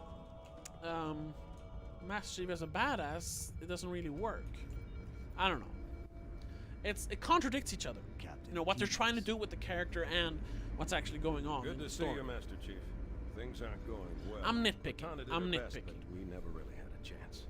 A dozen Covenant superior battleships against a single Halcyon-class cruiser.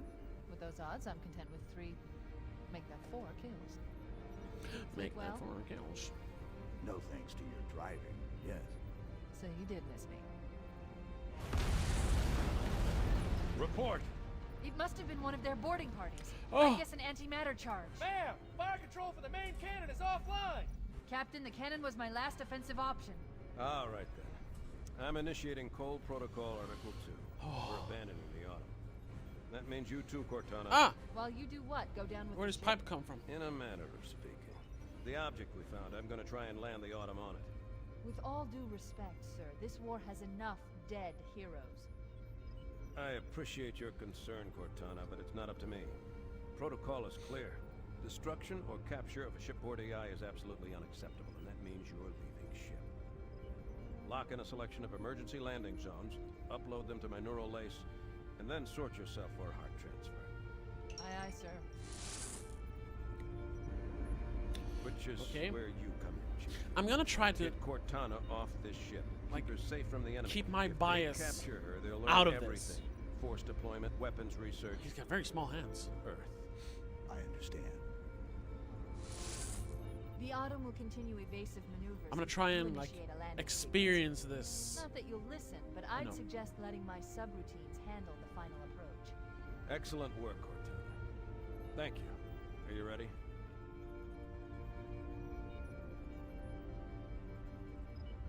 Yank me. Yank me.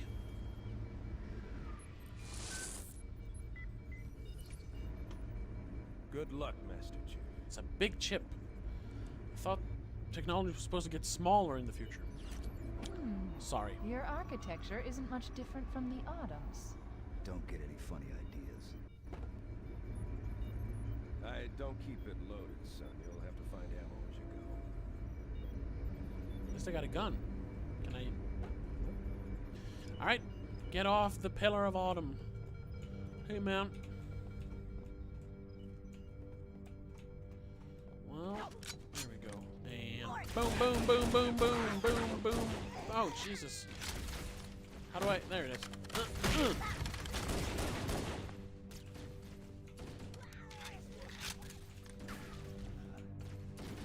Those Marines could Oh. use some help, Chief.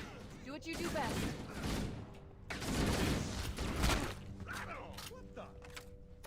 Yeah. Dash me. Okay.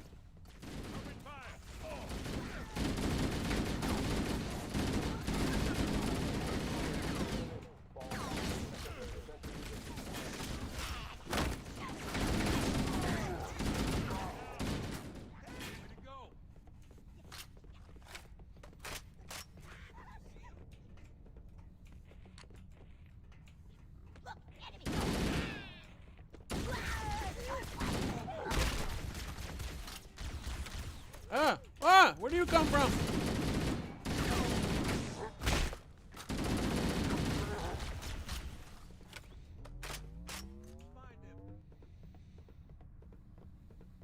I or one? One, okay. Let's see. And now. Oh, boom! What? Oh, okay, it did die. Is it the best you can do? The cavalry has them? What the hell? Did something just hit us? Move in! Back to the airlock! Airlock! Oh!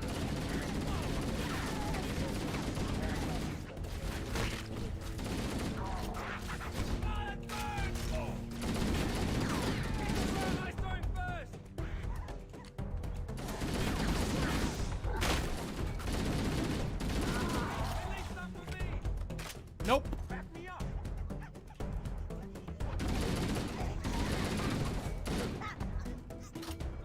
They're using our lifeboat airlocks to attach their boarding craft. Oh! We go out and they come in. Bastards! Bastards. Hey, she said it. Okay. Bitch.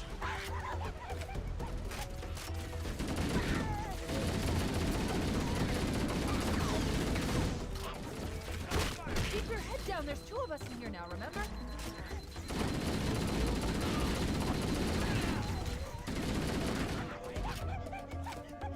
Hey! Back here, bastard. I gotta say, it is very satisfying. Something, I don't know, it's very satisfying about the shooting in this. And I'm not enough of a gamer to really be able to explain what it is. I could just tell you that the shooting is very satisfying. Hey, die!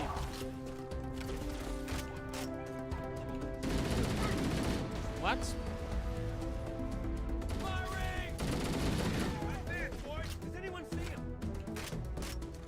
Yeah, fight alongside these, but just like in Half-Life, they're just gonna die. You got me? So.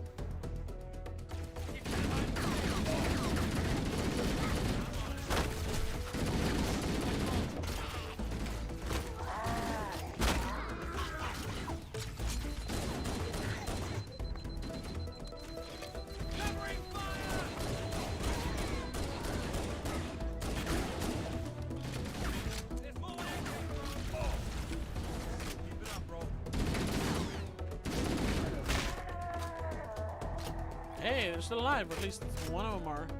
That's the way to do it. Alright.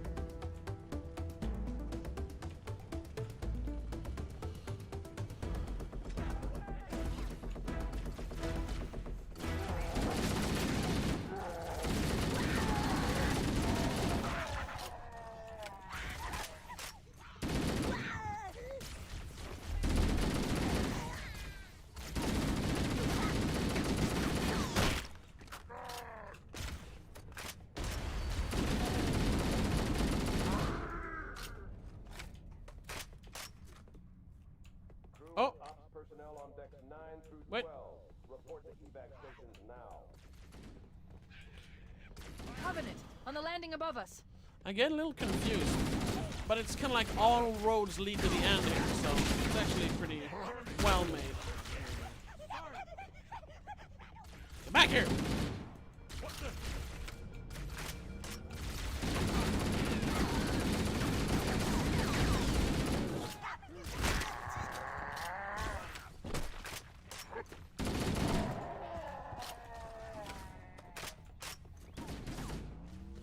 I'll never switch to Covenant weapons! Bastards!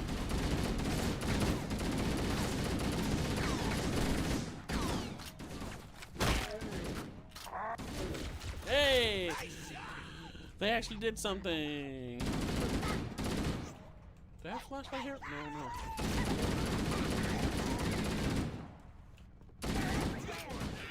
My fault. Where's the flashlight button?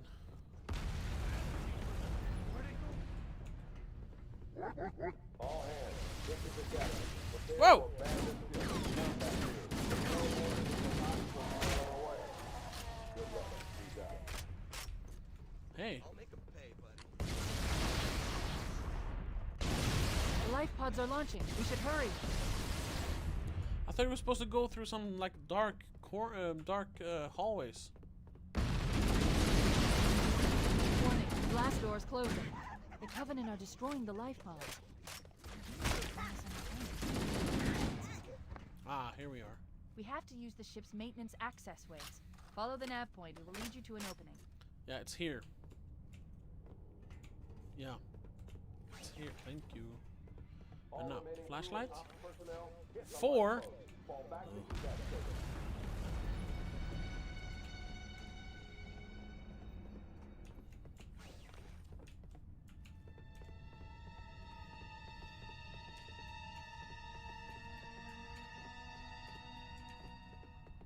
I'm detecting Covenant movement outside the access ways.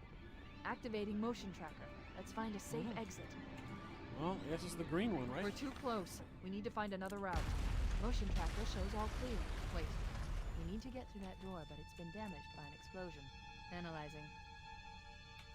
The door's control mechanism is offline. I know. It's taken a lot of damage. You should be able to bash it open with the butt of your weapon. Like this? Why's there horror music?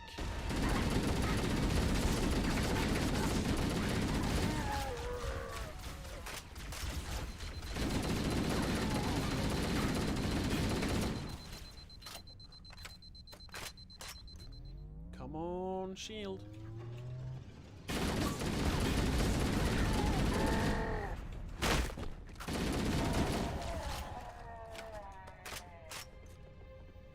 Is this the right way? Now we're here. Hello? Oh, whoa.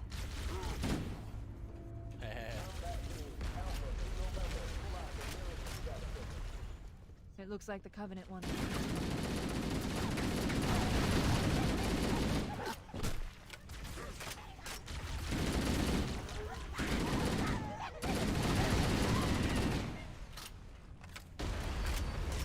Whoa.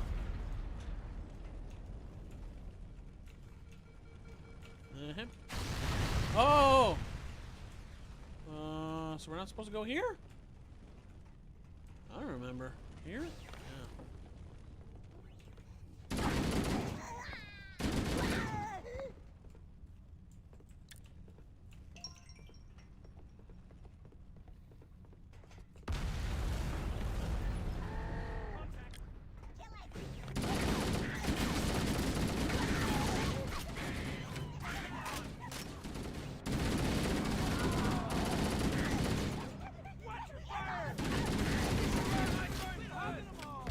Oh.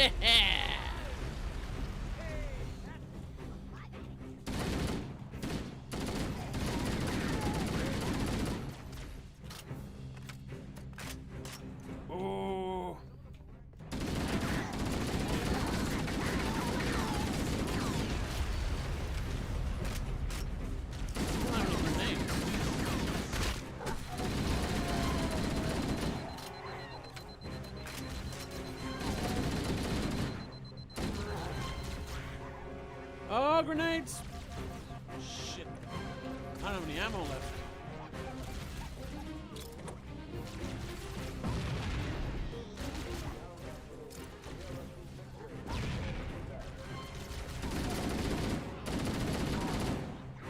And I'm out of ammo. Go over.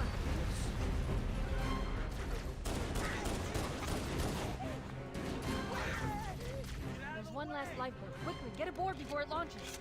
Oh. The damage to the superstructure is extensive. I don't know how much Where more is damage it? the Autumn can take. Where? No, you're ruining the momentum!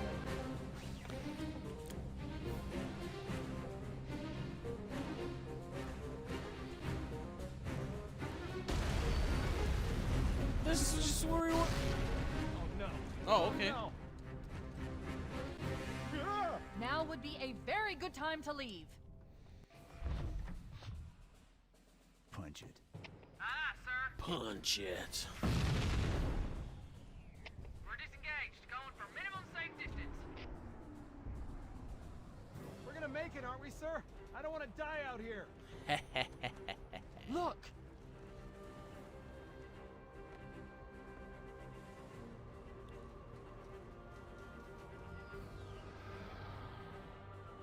Look at what? The big ring thing? What is that thing, Lieutenant? Hell if I know, but we're landing on it. Your Honor, she's been hit! No, no, no. The Autumn's accelerating. Keys is going in manual. Why? Oh. Heads up, everyone, this is it. We're entering the ring's atmosphere in 5. You sure you wouldn't rather take a seat? We'll be fine. If I still had fingers, they'd be crossed.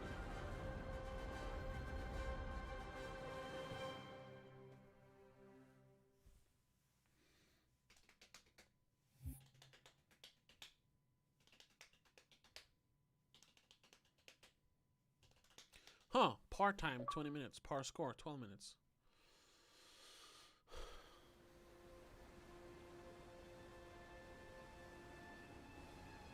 We're coming in too fast. Damn, air brake failure. They blew too early. Yeah. Gotta say, like, if there's something to enjoy about this game, I mean, yeah, this is the remastered version, but it's really pretty and it has some really nice vistas. Chief, can you hear me? At last. Are you all right? Can you move? And everyone died. That's always Yeah, fun in there's these games. The impact. There's nothing we can do. Yeah. It's always annoying that you always seem to be on a cliff, and the halo continues over there. And I mean, the halo's so big I that. detected multiple Covenant dropships on approach. Oh, okay. I recommend moving into those hills. It would be cool. If we're lucky, the Covenant will believe that everyone aboard this lifeboat died in a crash. If you could actually like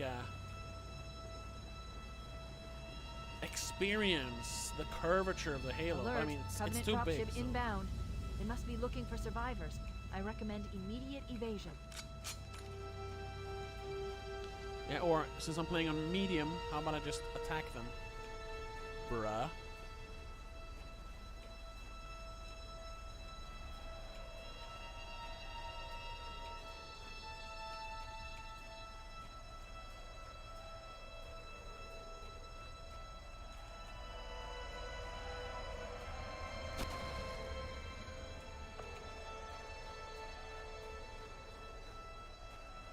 Because you can't really hide from them. I remember that when I'm playing this game. Yeah, they always attack you. Like, you can't get away from them.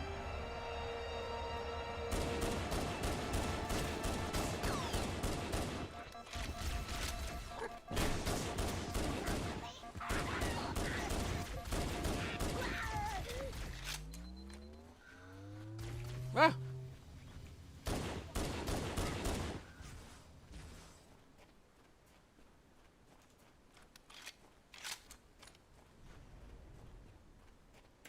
I'll save the machine. Oh shit.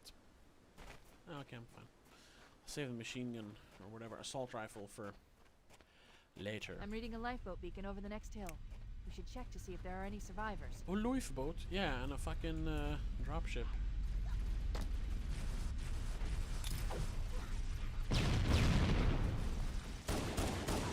Okay, let's switch here.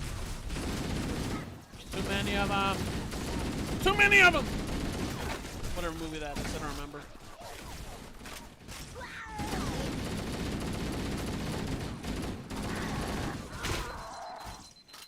Cover me. Be careful. Don't lose them.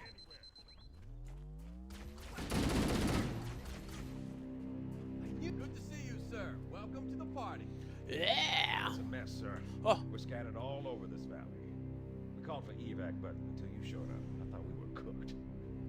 Don't worry, Sergeant. We'll stay here until evac arrives. Heads up! I got a Covenant dropship heading in. Over here! Checkpoint done. Huh? Where? Stupid map.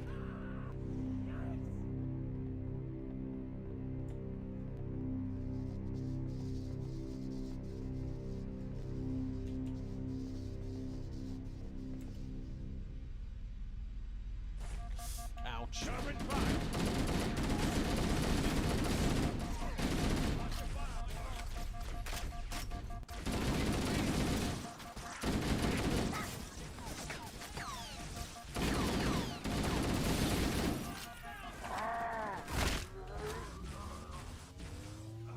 Oh man, I actually got hurt there. Yeah, I'm back, baby. Look sharp! Covenant dropship on approach! I could use some help over here! Okay.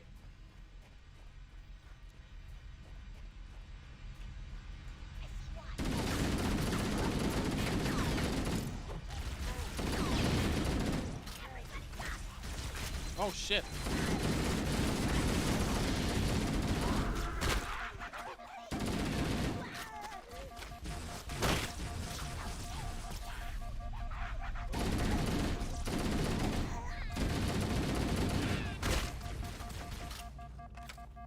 Anyone else? Nope. No. Oh. Oh no, another one!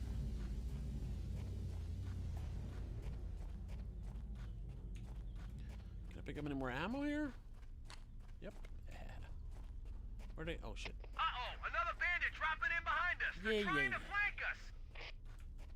They came from behind.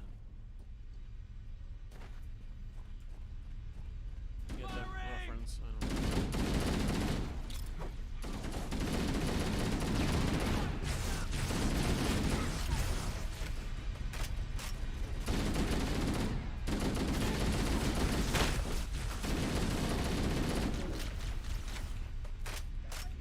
Ah! Well, I can't. Like, technically, you can kill those, but this is just a waste of ammo. Wait, are they still being? No, checkpoint done. More? Where?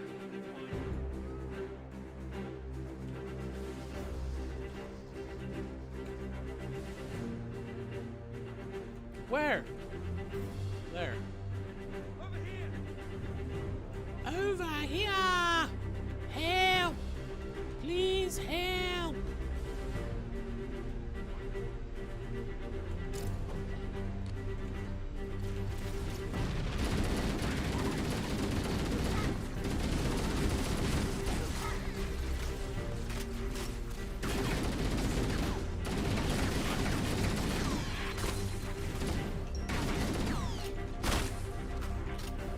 I don't. I'm not really. I'm just playing on normal, so I don't really have to be tactical about it. Where? There.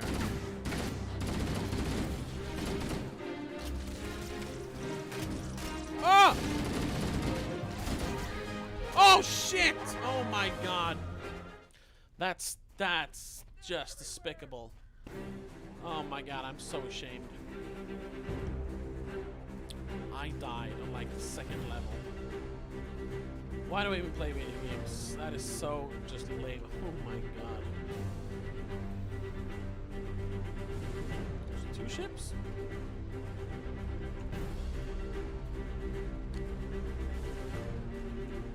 Is it gonna land or? So I thought I saw one over here. No?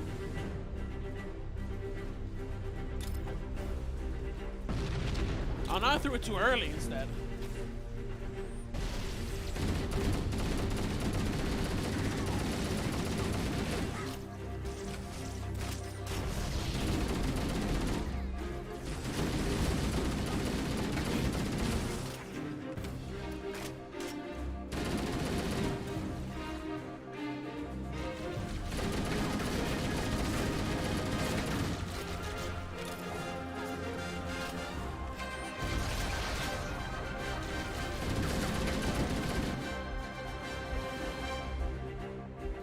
Shield today. This is Pelican Echo 419. Anybody reading me? Repeat. Any UNSC personnel respond. Yeah? Roger, Echo 419. This is Fire Team Charlie. We read you 5 by 5. That you, Fohammer? Roger, Fire Team Charlie. Good to hear from you. If you're not too busy, Fohammer, we could use a lift. We have survivors to transport to the command shuttle. Yeah! I'm on my way. Look, more lifeboats. They're coming in fast. What? Where? If those lifeboats make it down, the Covenant are going to be right on top of them. Oh, here. Fohammer, we need you to disengage your Warthog. The Master Chief and I are going to see if we can save some soldiers. Roger, Cortana. Okay, Charlie Team, Warthog deployed. Charlie Team. Give 'em hell. Roger, Fohammer. Stand by to evac survivors and transport them Anyone to else? Oh! That's affirmative. Echo 419 Can I? staying No. on station. Fohammer out. The Master Chief and I need some backup. Can you spare a few men? Oh, here we go. Sure, Cortana. All right, who's in? Volunteers step up on the double. The rest of you, get to the dropship. Here, who's gonna jump on? Okay, this guy. Alright, let's go.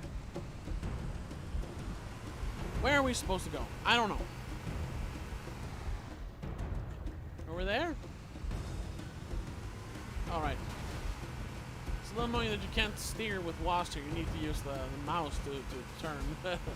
Oh, is this the right way? I don't remember. Is it up here?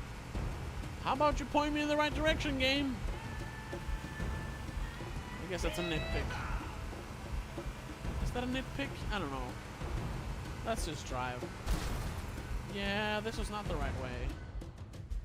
But oh my god. Oh my god. I fell through the... Well, I guess we're not supposed to drive up there.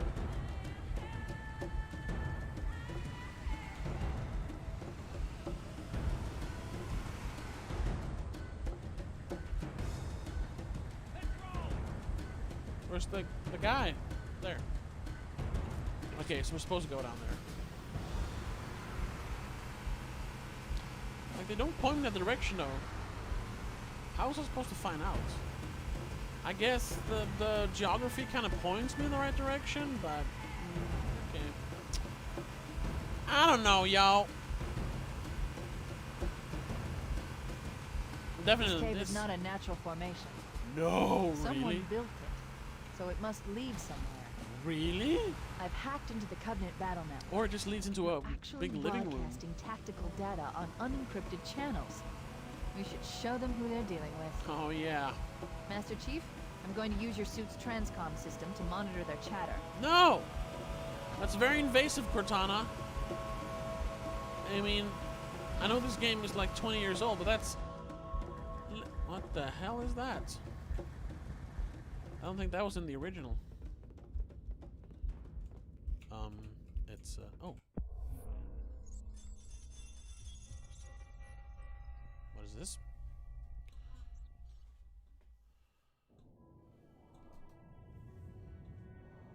What? I am experiencing such a mixture of anticipation and dread. Oh. All preparations are complete for my installation. In accordance with the final dictum of the Ecumene Council, I have released myself of all remaining connections to my former station. This is not the original. This was not difficult. What was could never be again. But that's we the thing. We had seen to that quite thoroughly. Prior to my final journey through the Great Portal, a gathering of my fellow monitors was convened upon the Lightworkers' Crèche to distribute the final index collection.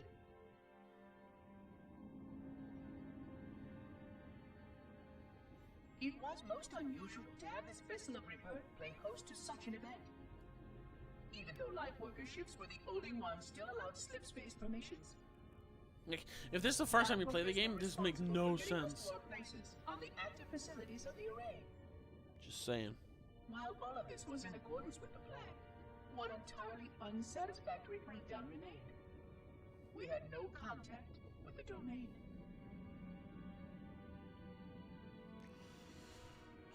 Okay. The history of all Forerunners was now lost to us. Yeah, We relied upon the permanence of the domain to preserve our record of the events that led to this point. But without that record, would future civilizations know anything about us? Or only of our weapons? Can I skip this? No. Oh yeah, I could. Okay. That's really killing the flow. But I know that there's like lore stuff. That's good to know, but it makes no sense here. And it's really only for like super involved fans of this. So I don't know.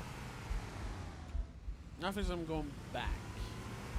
I don't know if I am. Oh no, that's right. Yeah. Who would build a gap like that? Whatever. Stop nitpicking.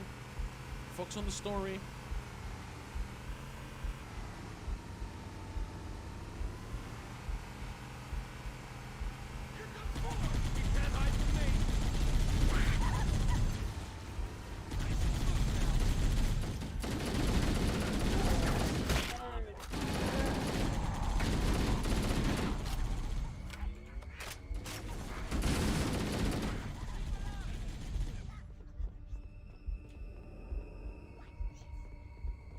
What? Son of a bitch!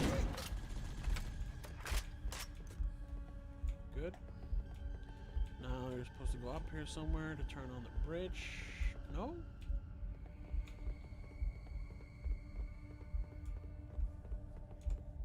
Maybe that's on the other side. Supposed to be like a little thing up there, isn't it?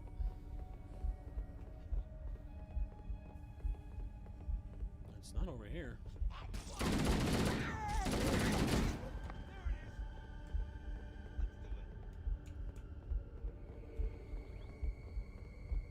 Oh. So I was being good with this. Environments are really cool in this game. Okay, now where do I go? It's supposed to be like some sort of side corridor to turn on the bridge. Did I just miss it? Was it ear? Nope. Ah, there it is. Uh-oh.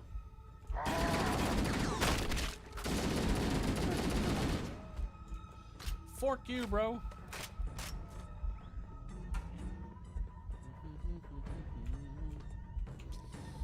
Here we go. Let's... Whoop.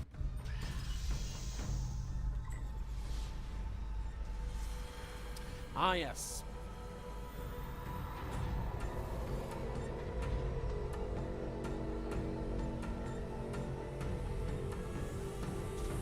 Yeah, we get it. It's a bridge. Stop nitpicking. Stop nitpicking. Stop nitpicking. There we go. Now, can I jump down here? Yes, I can.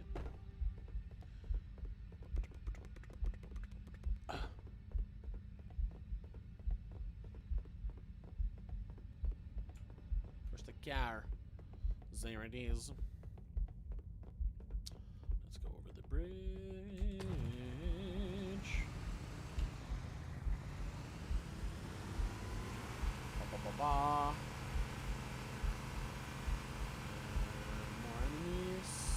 Jump over there. No. No, no, no. Oh, and I want to say welcome to all the new viewers. Okay, someone just hopped out. Well, we were 2 people in here. There's 1 in here. There's new Welcome. traffic on the Covenant battle network. We're playing Halo for fun and for research. A lot more crew made it off the Autumn than I had predicted. The captain really gave them hell. Ow.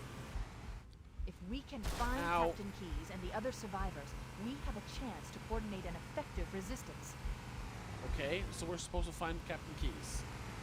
Like I'm trying to like keep track of the story beats here. So far, the story is we were hunted for some reason. I know that's what Reach is about, but and we landed here, try and get away from the enemies, but it didn't really help. And now, okay, we need to reunite with Captain Keyes to try and orchestra some sort of resistance and hopefully push the enemy back enough for us to escape or maybe even defeat them. I don't know. That's the plot so far. I think we're supposed to go over here. Please feel free. Yeah, those are the like guiding beacons. Anyone who's watching, if you think I'm being unfair to the game and the story, maybe later in the game, you know, or if you have like stuff you want to say about the game, please help me, because all this is research for future video. So, oh, I don't like this part. The rocks. Enemy! Shoot him! Sealed in those rocks.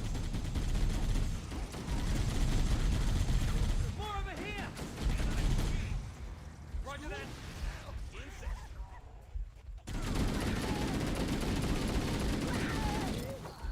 That was too far.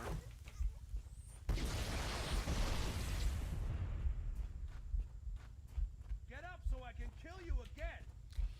All right. Let me just pick up this. We'll be at full health again. Ammo. There we go.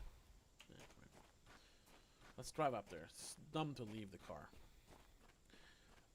There's a seat. If you want to sit on the seat, guy.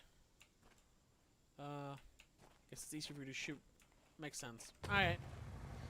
That's just me trying to be funny. That wasn't funny. Actually, oh!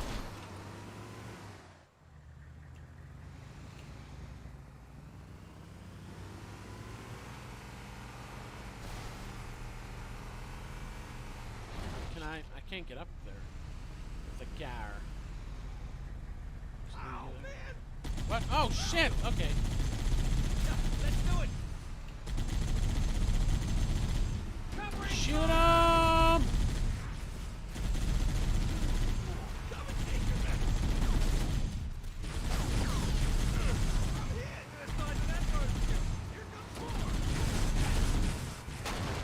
Woo! Comes more? Oh, shoot it!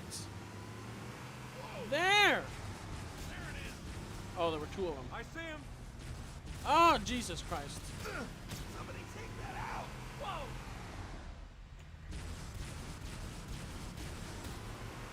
Land, you stupid ship. There we go. Fire, fire, fire. Firing. Found him. Roger that. Oh, no. Oh, shit. That wasn't good.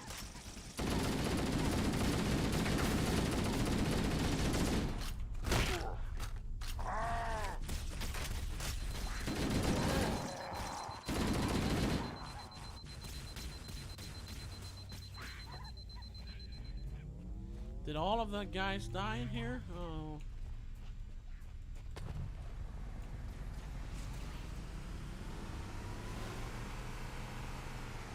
Supposed to be survivors. Fuck this car, man. Let's go and see if there's what's the survivors are up to. We can get their help maybe. Hello? Hello? Are they up here? Oh, I couldn't go up there. Ah! Ah, shit. Alright. There are some survivors.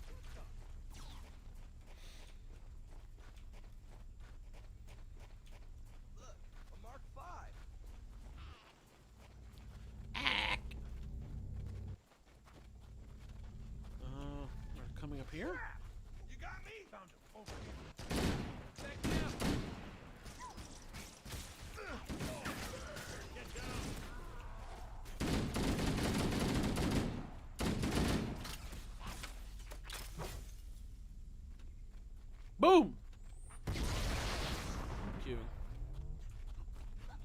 They're dropping off more. Like, how many are we gonna fucking shoot here?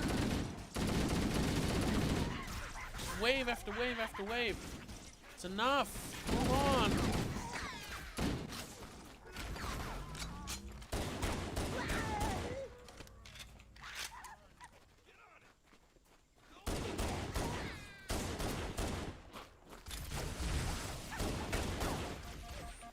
Ah! He rolled over it, dumbass.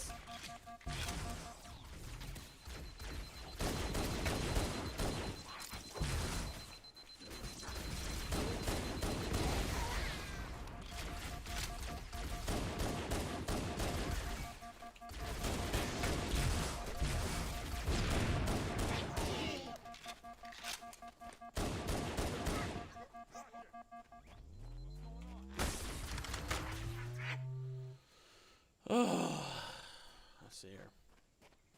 Hello and welcome to whoever's watching. We're playing Halo. It's for research. I don't actually like the game.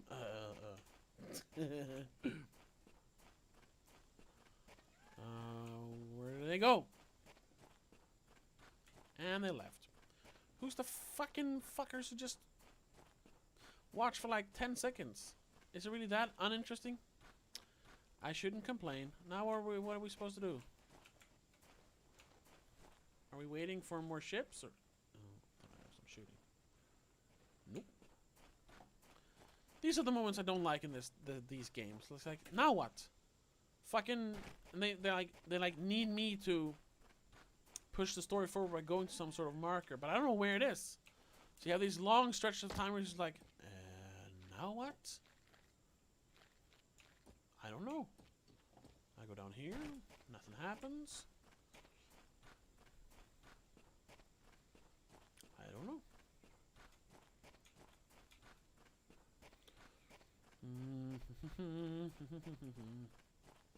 Well, I could go heal.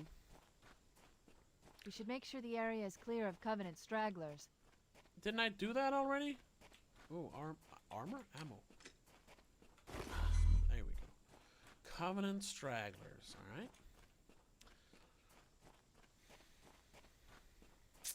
That's fun. That really feels like compelling story, gameplay. Maybe I focus too much on story. It's a video game. Really, you know. But there's no one here. What am I walking around for?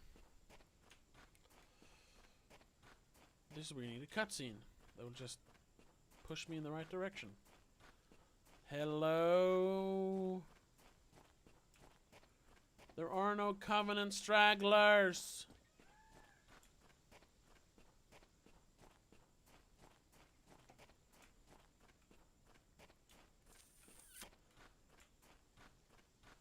What am I missing? What am I missing? Here are the soldiers. But I've already been here, nothing happened. It feels like this should activate something like, and now we move on. Because there's him. That's the guy. That's the colonel or general or whatever. But nothing happens. So there must be some Covenant straggler. Echo 419 to Cortana, come in. We read you, Echo 419. We have survivors and need immediate dust-off. So we just had to run around and wait for that to happen? Oh my god. Okay. I've spotted additional lifeboats in your area. Ooh. One near the cliff edge, and another near the head of the river. Hard to see from my altitude, but it looks like there are more survivors. Where did I leave the car? Acknowledged. We're on our way. Oh shit. Woo! Oh my god, that hurt. Oh god. Where did the car go? Cargo. Okay. Where did I leave the car? Oh, maybe I should go with them. I don't know. It's been a while since I played this game. I am not supposed to go on here. I think. Oh! No! Don't leave me! I don't know where my car is. And I want to walk around. Ah, there it is. Hello. And I have some people there. Okay, good. More cannon fodder. What's to say? One near the river and one in the valley? I don't know where that is, but I'm going to go this direction. And I guess the game will guide me in the right direction. Eventually. Ah, yes. Ah, yes. Here we go. Head of the river. Is that here? Or should I go... I don't know. Let's continue up here. I'll follow these blinking lights. Because that much I remember. Oh, no. Here comes more! Over here! There's some Marines hiding in the hills above the structure. Shoot him! Oh my god.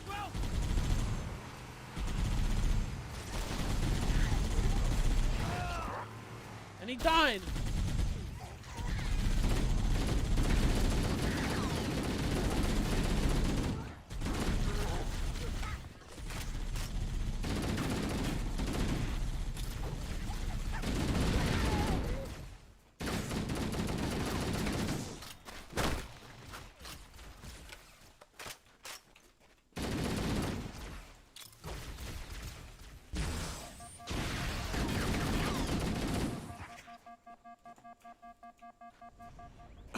Checkpoint done. At least that one didn't take too long.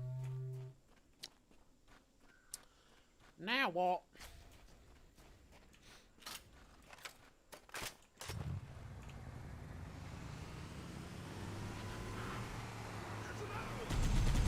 Oh. There it is. All right. Hey, get in. I'll call in a drop ship to pick them up. Somebody? No? Thought someone was gonna join us. Hell yeah. Showtime. More gunfighter. Yeah, showtime. Wow.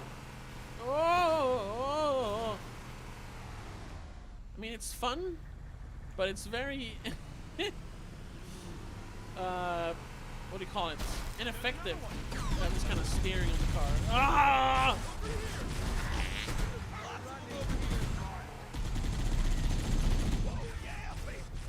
Oh, stop shooting the car! Ambush! Step off, bro!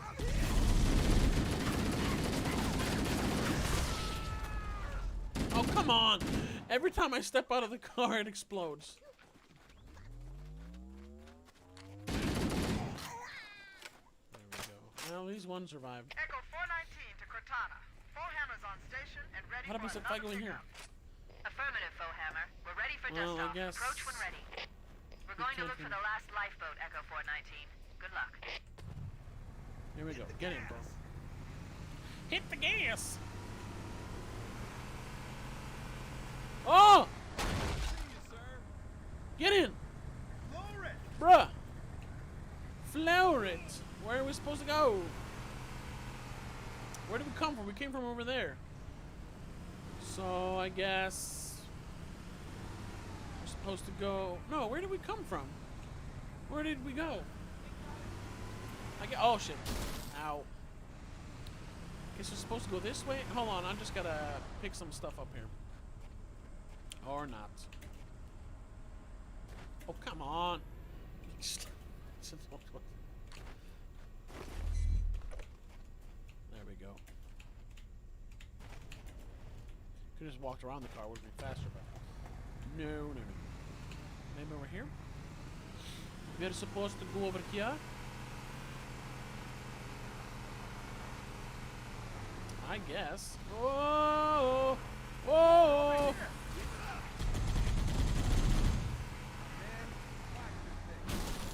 Ah!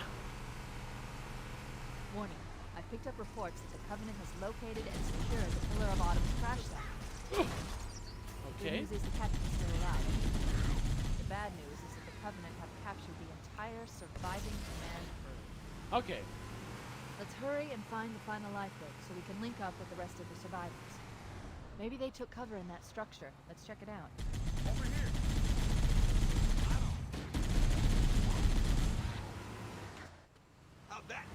So now it turns out that the Pillar Bottom, the crash site was discovered by the Covenant, and they captured all the remaining crew. You know what would have been exciting? If we actually saw that instead of having Cortana tell us that in the middle of driving. I mean, that's her literally telling us the story, but the storytelling would have been to see it. It's just, you know, storytelling 101, but, you know, I guess it's a video game, so it's different. I shouldn't... Don't nitpick. Don't nitpick. We should search the interior of those structures before we leave. Oh. Thank you for pointing that out after I have entered the structure. Oh! Frag out! Help me! Give it to your mommy!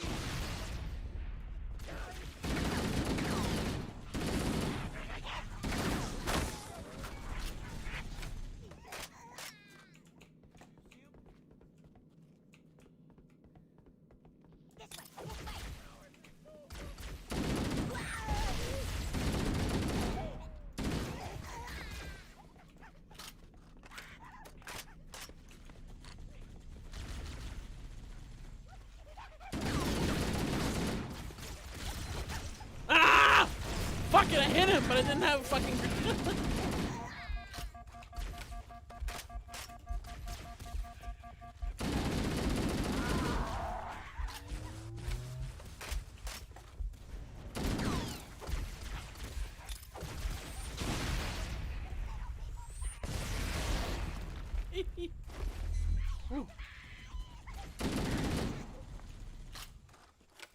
Alright. Should check out all the buildings?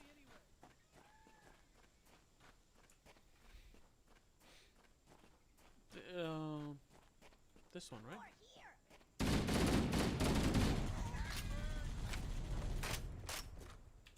Or is this the one I went into? I don't remember. Oh yeah, I think so, yeah. So, but now I don't know. Have I oh, clear, okay.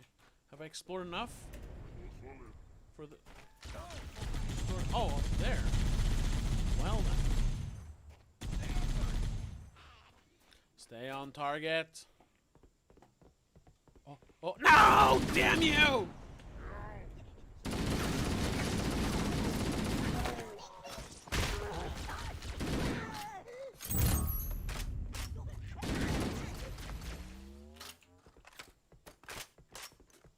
Ooh, grenades. Hello. Now what? Can I leave now? Anything else? I've called for an evac. There were more people here. This time That's the last of them. car didn't blow. I'm on my way. New traffic on the Covenant Battlenet. Okay. I found Captain Keyes. Oh. He's being held on a Covenant cruiser, the Truth and Reconciliation, a ship I disabled before we abandoned the Autumn. Okay. The Truth and Reconciliation touched down on a desert plateau roughly 300 kilometers upspin.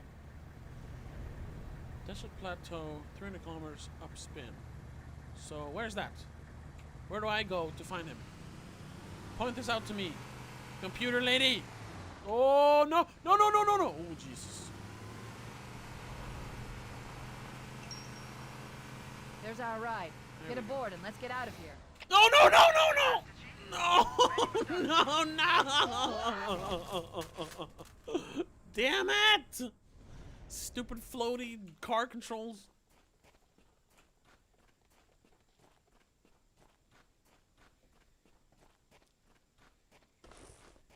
Oh, more grenades. What? Oh! Didn't checkpoint before that? I'm hit! Carefully. Ah!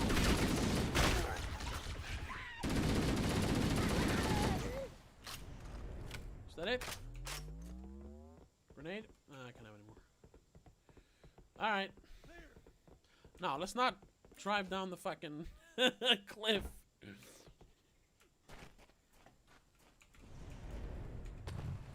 I've called for an evac. I'll drive on this side of the building. Or it's supposed to land here, right? No?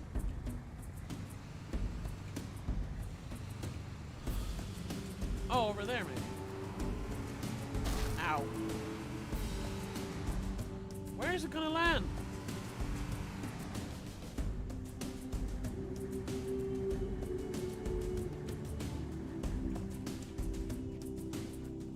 Oh! Hey, hey, hey! Keep it up! That's the last of them.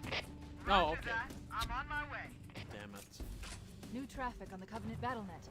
I found Captain Keyes. Yay! He's being held on a Covenant cruiser, the Truth and Reconciliation. Okay. A ship I disabled before we abandoned the Autumn. Okay, I was completely wrong end of the Truth and Reconciliation touched down on a desert level. plateau roughly 300 kilometers upspin. What the hell is upspin? Oh no! Turn around! We were in the right spot. God damn it!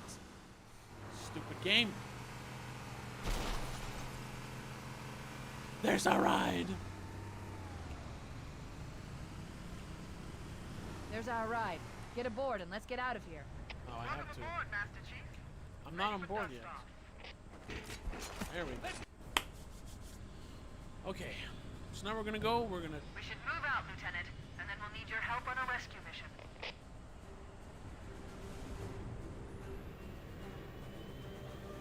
We're gonna link up with Captain Keyes and find a way off this rock.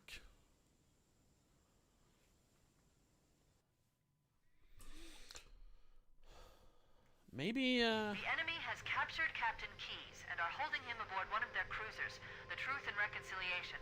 The ship is currently holding position approximately 300 meters above the other end of this plateau.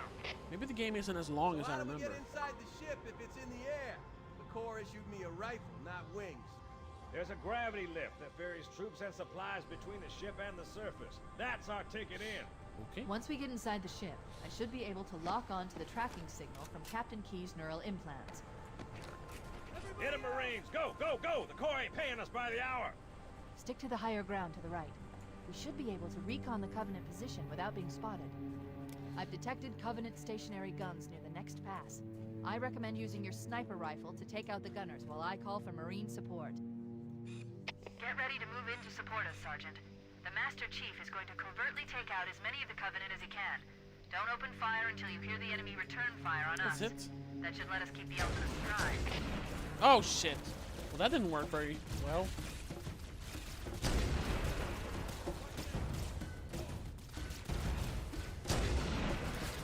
Let 'em have it! Alert! A Covenant is making a run for that stationary gun. Take him out. I got him. Whoa, no!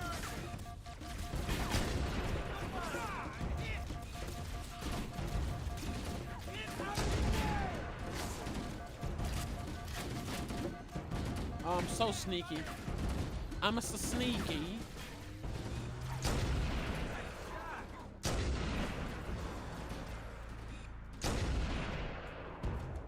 Oh shit. Oh well.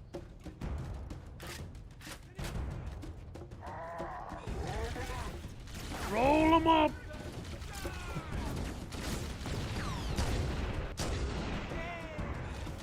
Oh.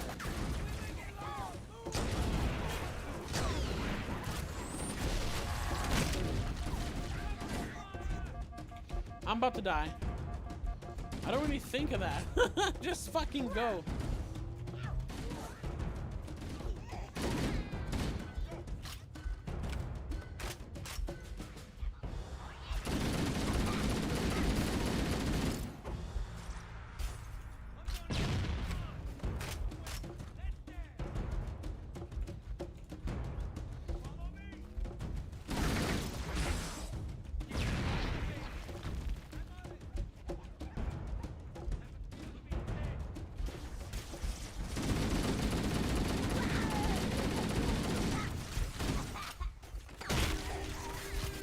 Oh, come on.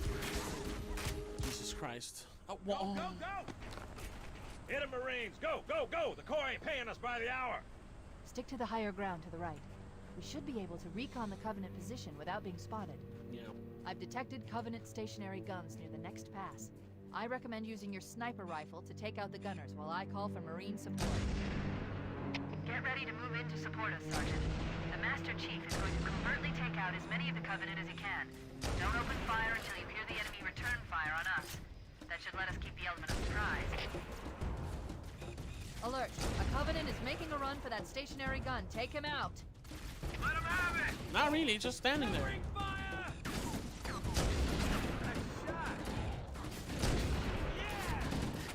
That's better. Figured out how to actually use the zoom. Who's left?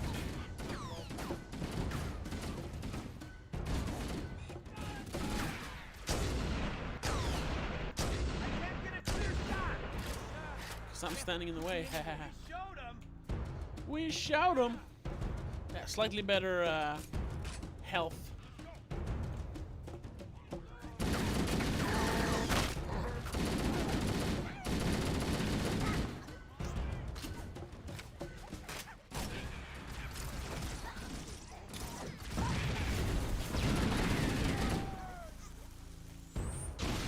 Whoa!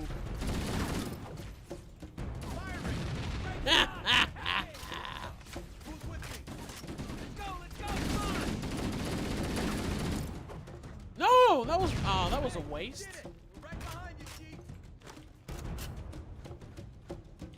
Stop.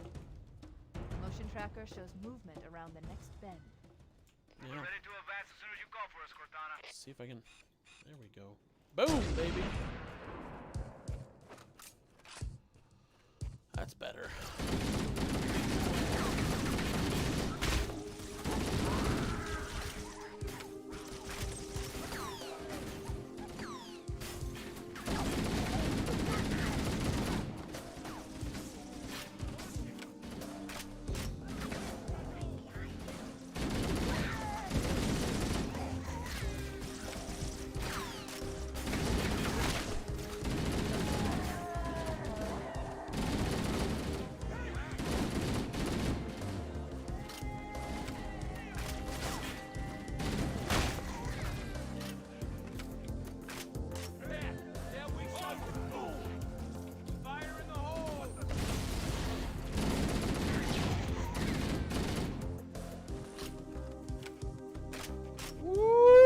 Covenant forces detected up ahead.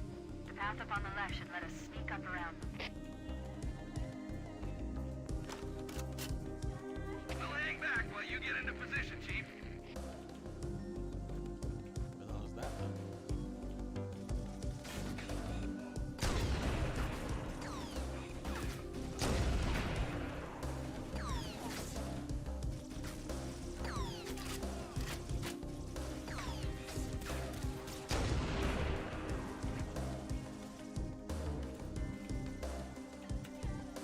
Cortana to Fire Team Charlie. The Chief has the left flank covered. Recommend you move up the middle.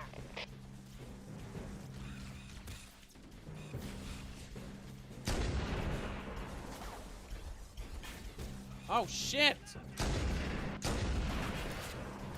Whoa! I didn't even see that turret.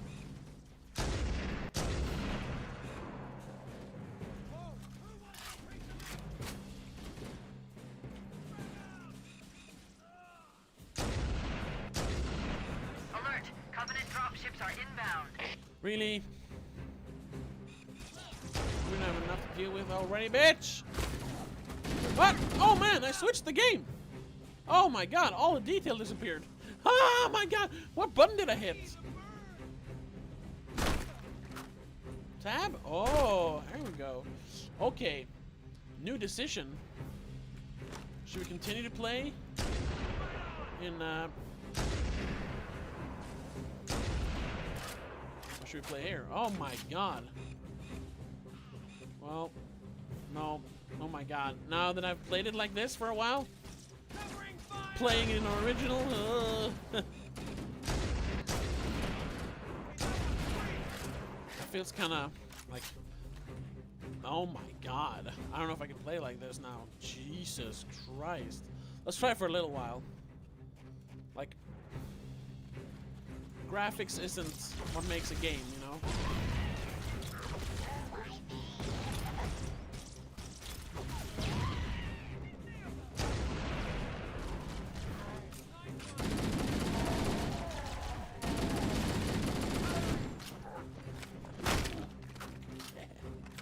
We're directly under the ship now. Alright, are we bad or what? If we're gonna board that thing, we need a plan. The Covenant use a gravity lift to move troops and supplies between the ship and the surface. We need to ambush them at the grav lift's loading zone and use the Hey, lift to enter you, the ship. guy or girl or person watching, should we play it in the enhanced graphics or the original graphics? What do you think? Oh, sorry, I totally missed. JHNFA, is that John? What's crack? What's cracking? Well, nothing special. Greetings from Costa Rica. Well, thank you. Greetings from Sweden. Oh. Just retracted the message. Well, what I think about Tenet, since you asked, I'm very excited about it. I wish I could watch it right now. What's your opinion on Halo? I don't know what we're supposed to do. Have you played the game? Have you did you play Halo? Greetings from Costa Rica. Hey, welcome back. Oh, it's Johan. Okay. Yeah, we're just playing some Halo. It's research for a video I'm gonna make. I'm kind of stuck though. Oh, I'm supposed to go over there.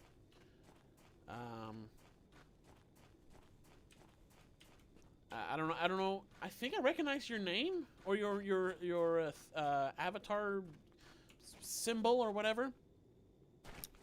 So I guess, are you familiar with my channel? Like, I don't usually do video game streams, but this is research for a video on the storytelling in the Halo games. Favorite music that I like? Oh,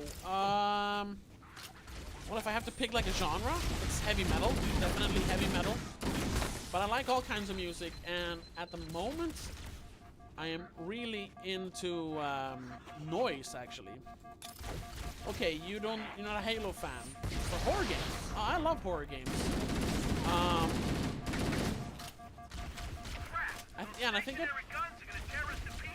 I think I prefer, like, in the grand scheme of things, I think I prefer action games over horror games. But like, there are some horror games that, you know, just like Halo doesn't hold a candle to them. Like, yeah, like Silent Hill or Silent Hill 2. But you know, there are a lot of bad. I mean, like with most genres, there are bad and good games. So, oops. Oh no.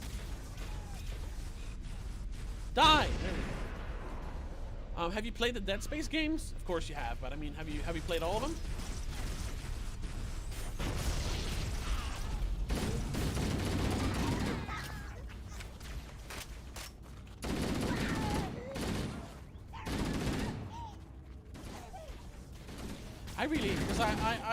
I really enjoy Dead Space. Dead Space 1 and 2 are some of my favorite games of all time.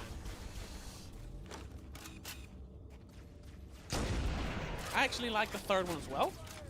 I just don't think it was as good as the first two. Have you played the Dead Space games, Johan? Ah, damn it. Opinion about Ibrahimovic? You mean Zlatan?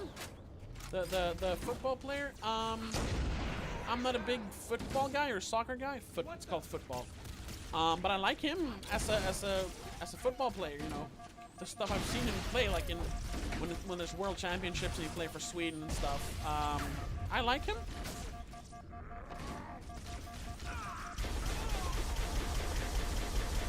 Oh my God, I died. You played Dead Space, but not all of them. I like the 1 and 3. But well, I guess, yeah, there are some spin-offs, but there's only really 3 games. Have you played all 1, 2, and 3?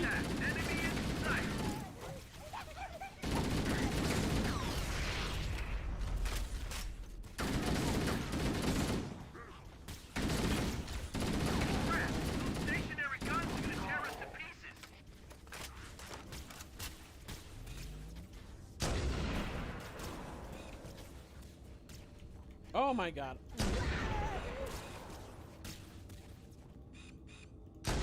Oh,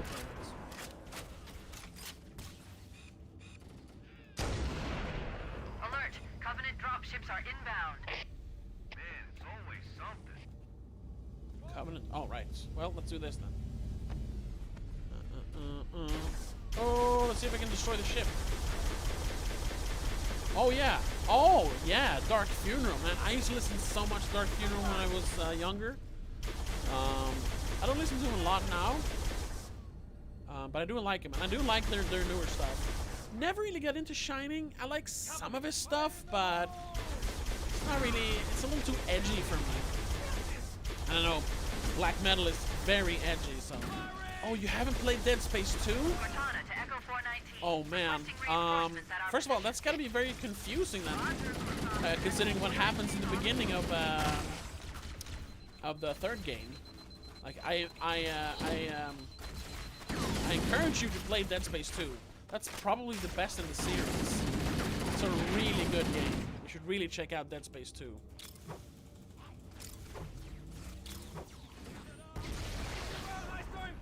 And also, if you enjoy reading books, like books based on video games are rarely good, but there are actually 2 books based on Dead Space, and both of them are good. The first one is really good. It's like legitimately one of the best books I've ever read, and I'm not a big fan of video game books like I said. Shining is very edgy. I know he signed his book with his own blood. I was like, oh my god, calm down, dude. It's kind of cool, but it's very edgy. A little too edgy. Even though I like the edge. I like the edge. Oh yeah, you should definitely check out Dead Space 2. It's an incredible game. And it will really make the stuff that happens in Dead Space 3 make a lot more sense. So, what did you think of the more action-oriented gameplay of Dead Space 3 compared to Dead Space 1, which is like pure horror? Because I know that was a lot that people complained about in the third game, that it was more like an action game than a horror game, which I understand because there was a lot more emphasis on action, but I still thought it was, you know, it was still a horror game. But then there was the monetization and stuff. But looking past that, I still enjoyed the game. What am I looking for now? So did you prefer the action style of the third game or the horror style of the first? Oh my god, the first game.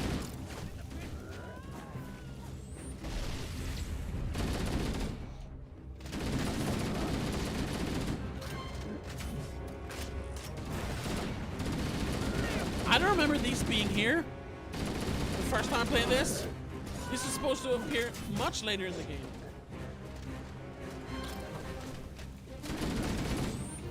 Oh no!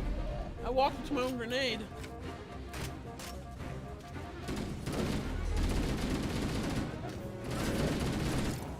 Hey, I got him.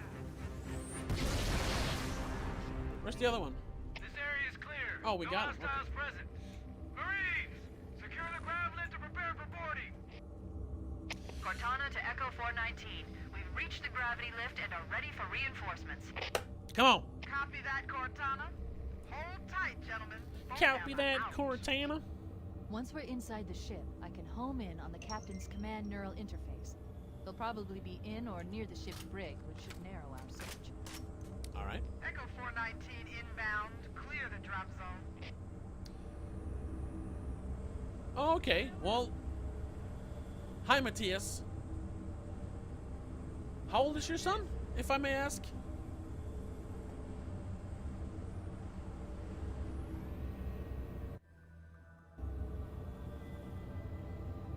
Oh my god, we're floating.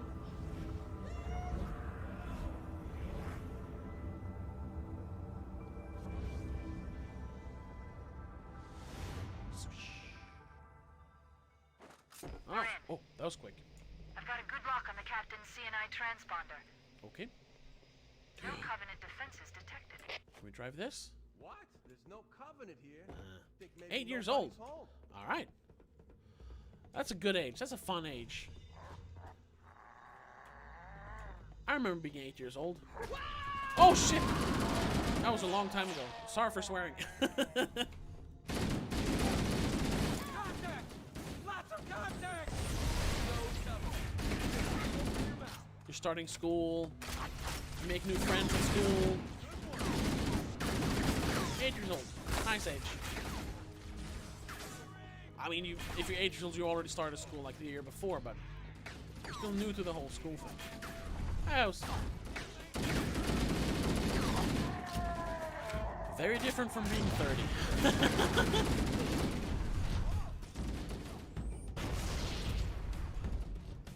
Oh, there's some people down there. Oops.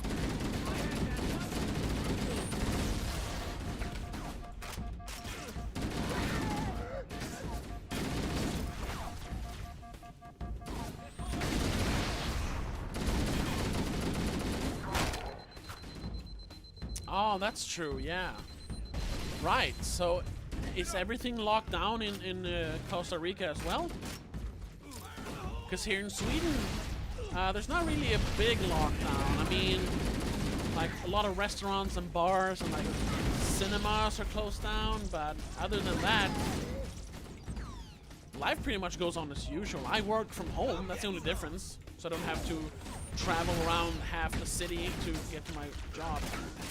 You're 32, okay.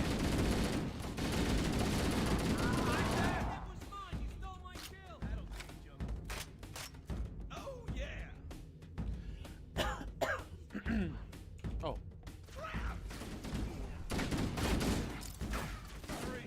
Oh, did I? No, they didn't.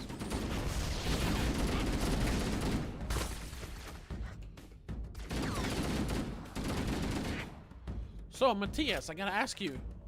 Are you a video game fan like your dad? We could use the side passages to find a way around. Chief, let's see if we can find a way to open this door. Oh, I was supposed to open it.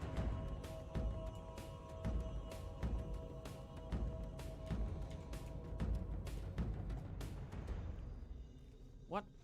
Oh, am I supposed to find it? Excuse me. A button or something?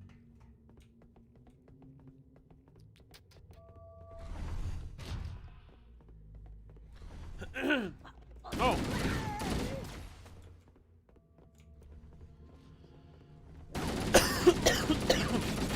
Oh, I got something in my throat. Hold on, I need something to drink. Sorry. Everything is closed here. We're in Latin America, right, Costa Rica. So we're just getting the worst about it. Okay. That's too bad. Hold on, I gotta get something to drink. I don't know what happened.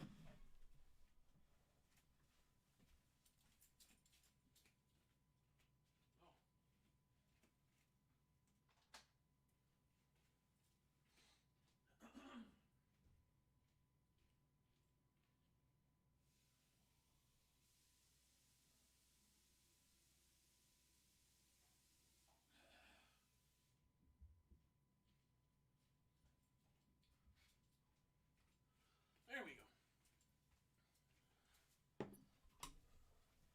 Call of Duty? 8 years old. Oh, when I was 8 years old, we didn't even have Call of Duty. What did we have when I was 8? I didn't really play video games when I was 8. I played with my friends because I didn't have a computer or a PlayStation. We played Settlers, Red Alert, a lot of strategy games. I was never any good at them, but my friend was, so I watched him play it. Played some Nintendo, but I remember the first time I played Call of Duty. It was a few years later. I never played the first one when it was new, but I played the second one, like at a friend's house in high school. I loved Call of Duty 2, and then of course, when Call of Duty 4 Modern Warfare came out, yeah. I was sold. That's the locked door down there.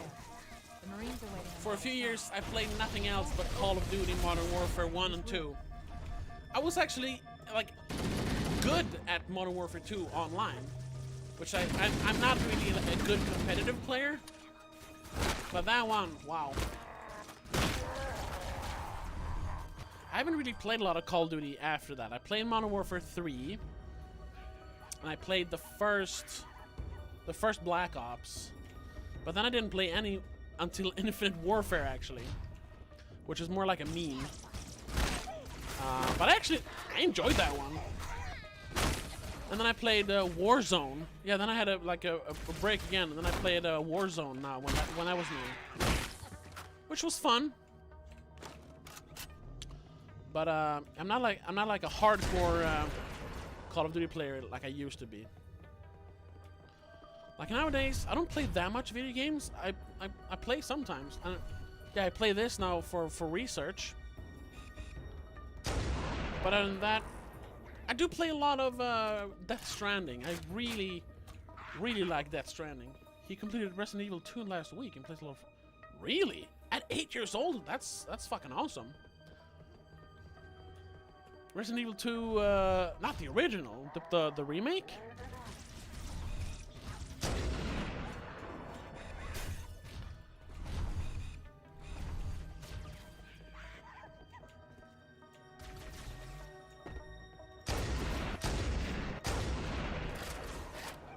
I need a better gun. Swap.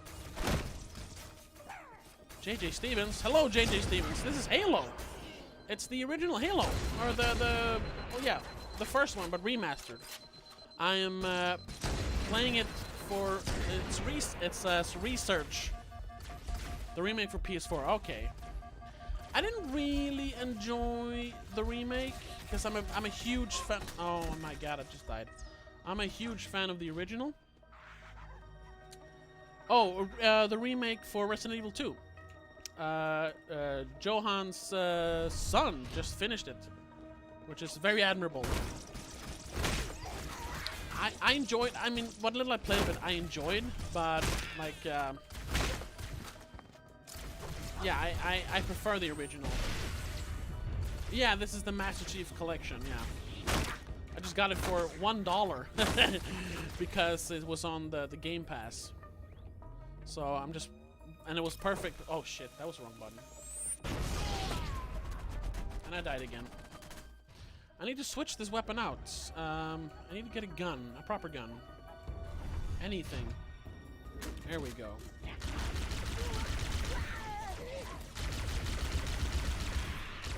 Yeah, I'm doing. I'm gonna make a video about the storytelling in Halo. That's why I'm replaying it. I'm gonna replay the first 3 and Reach, and a little bit of 4, I think. But we were talking about what kind of video games we like. What kind of video games do you play, JJ? What do you prefer? Like, do you like Halo, or do you? Johan likes horror games. Do you prefer action games or horror games?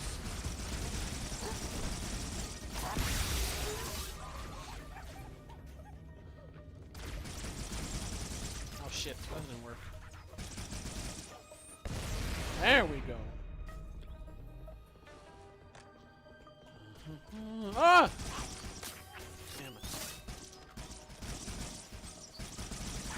I hate using the alien guns.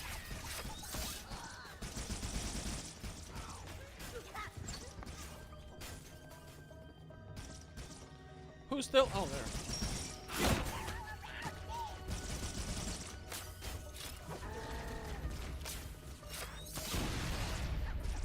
there. There never ends. Come on.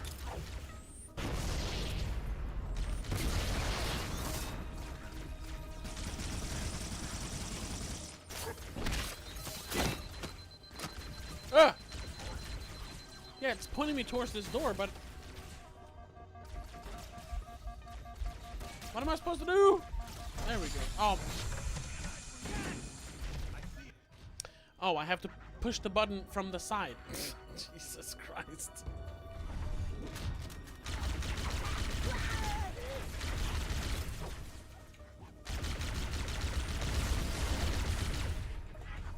Maybe this gun is better. I don't know.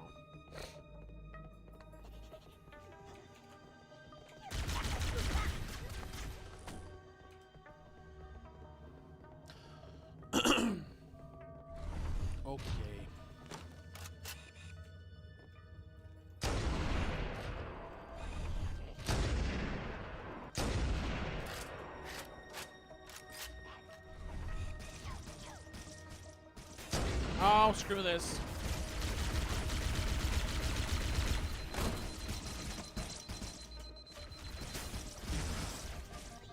I'm gonna die again. Oh my god. This isn't really supposed to be that hard. I'm just gonna jump down right away. Punch fight! Ugh. Oh my god, okay, let's not do that. Oh, we lost someone. Is it JJ or Johan who's still here?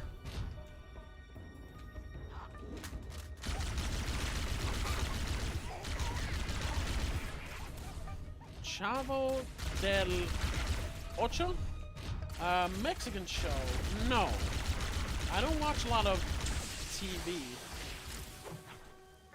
I watch a lot of movies. I love movies. I don't watch a lot of TV.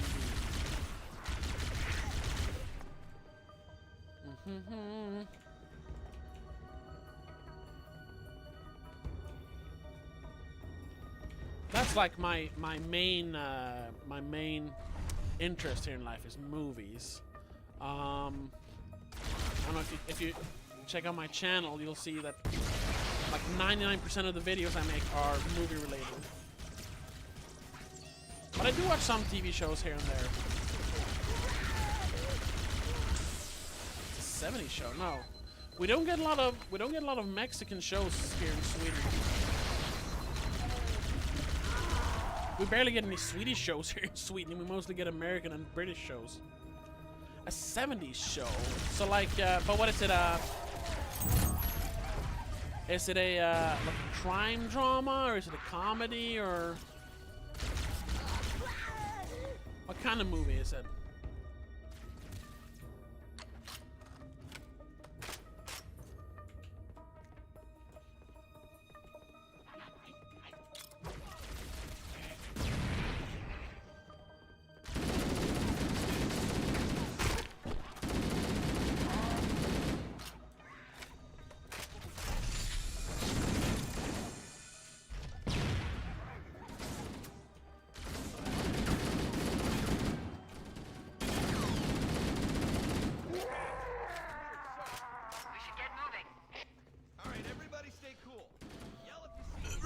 Stay cool.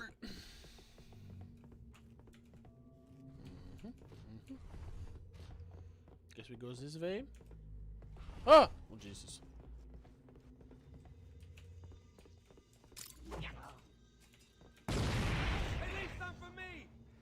What do you think about Tom Cruise movie Shot in Space? More where that came from. I'm trying to think. Other than Oblivion, which I like Oblivion. Oh my god, I died again. Alright, everybody stay Wait, cool. which movie do you... Wait, is it an actual movie shot in space? Is this a new movie he's making? Because I'm trying to think which movies he's in space, and I'm thinking of Oblivion, which I do like. But I know he's like crazy, and likes to do a lot of like stunts and stuff. Is he actually going into space, like for real?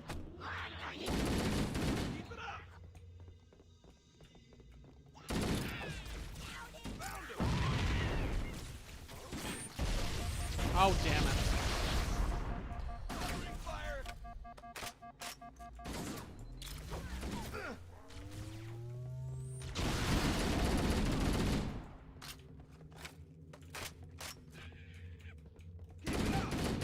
Wait, what? So he's actually gonna go into space? That's amazing. Oh my god, I haven't heard of this. Yeah, that's pretty awesome. That's really taking filmmaking in a new direction. That sounds very exciting. Yes. I'm gonna look this up. Oh my god. What is it called? Just so I can look it up.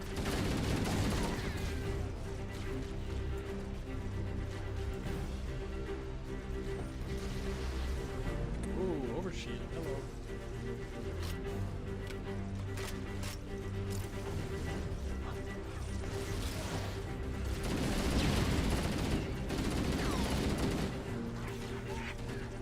But what do you know the name of the movie?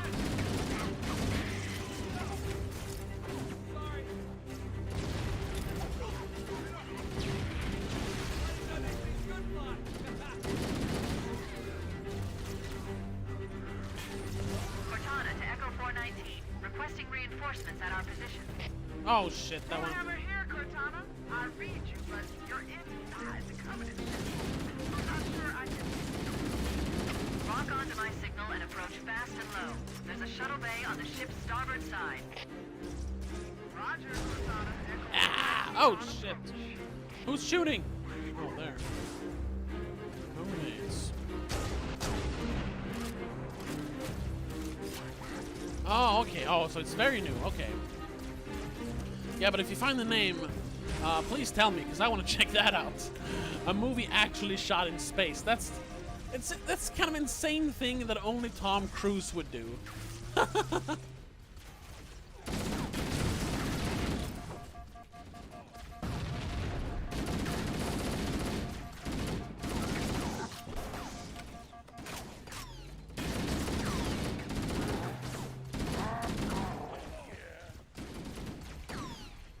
Oh.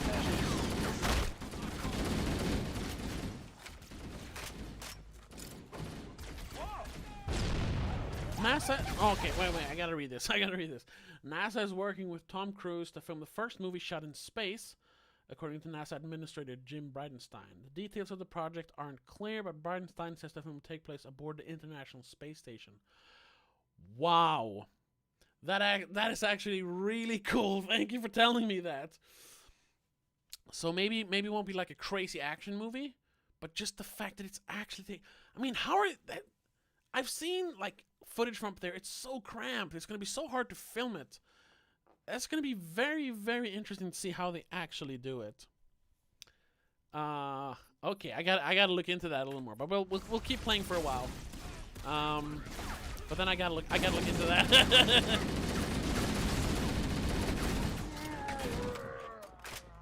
How do I get up there? Hey, which way should we go now? Yeah, exactly. Doors on this level are locked. Wait a moment.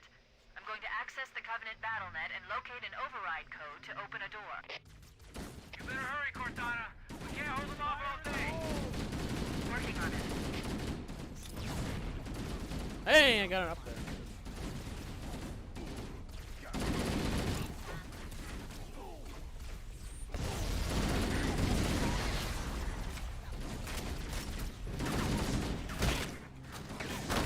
Ah! My fault. Oh shit! Oh. Wait a moment. I'm going to access the Covenant BattleNet and locate an override code to open a door. You better hurry, Cortana. We can't hold them off all day. Ah, man.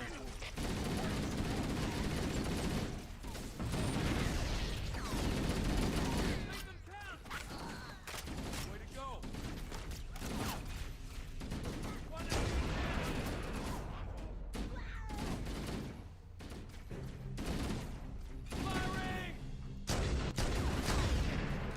Oh my god.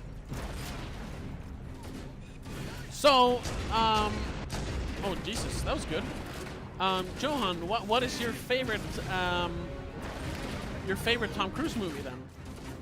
Or are you even a fan of Tom Cruise? Some people aren't.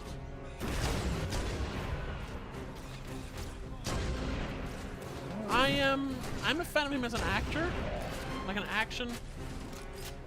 Okay, well, take care, man, and take care, Matthias. Yeah, please subscribe so you're notified when I make a new video or start streaming again. Yeah. So I'll see you some other time. Have a good one. Bye.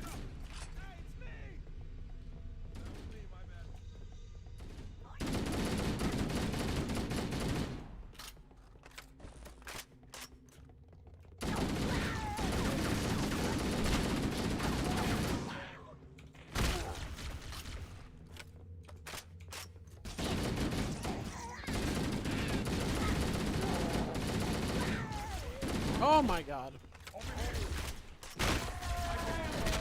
Oh, there were two of them.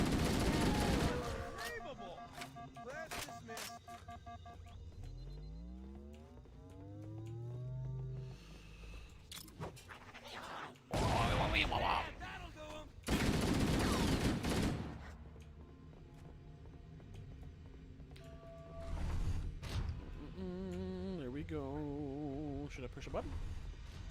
Nope. Should I do something? I don't know. I want to control that ship. So, to anyone left watching, we were talking about Tom Cruise movies. Or I guess we were talking about Tom Cruise actually going into space to make a movie. Which I gotta say, I am very, very interested in reading more about. But, to anyone in chat, what is your favorite Tom Cruise movie? If you have one. Oh my god. That wasn't good. Everyone died. I think my favorite... Oh, that's hard. He's done so many movies, and most of them are good. I don't actually know which one I prefer. I mean, I really love the later Mission Impossible movies, but they're not my favorite.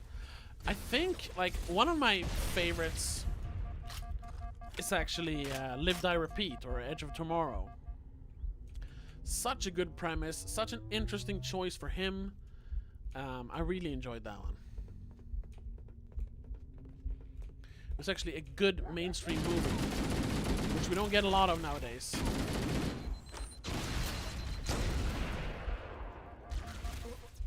And I died again.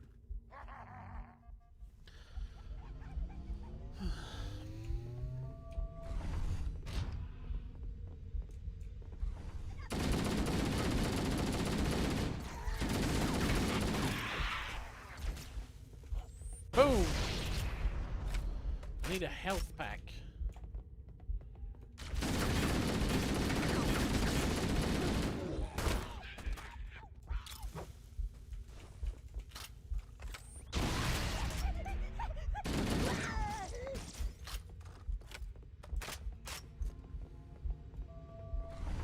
There we go. You see me? Ah! No!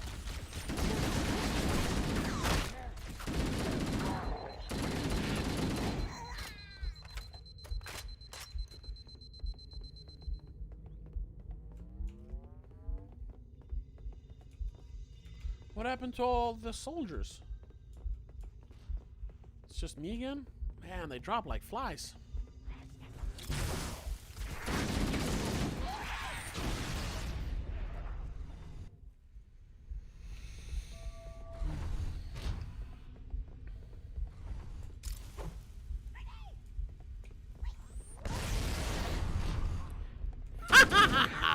That was a little easier to ambush them like that.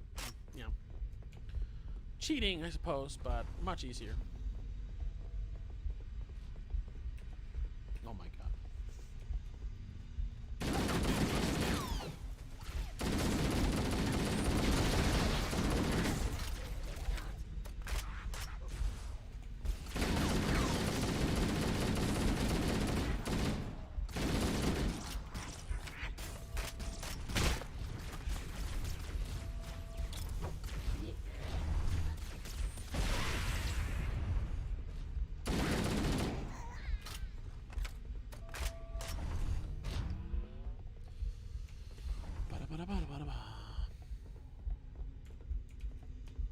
I don't remember if this is a long or short level, but I gotta start wrapping up pretty soon because I gotta, well, I don't have to wrap up, but I gotta go pick up my laundry from the laundry room. Here it is.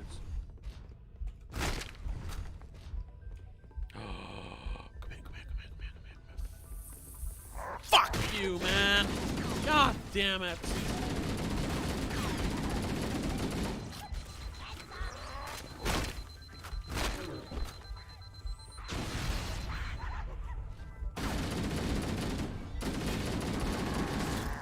Ah, damn it!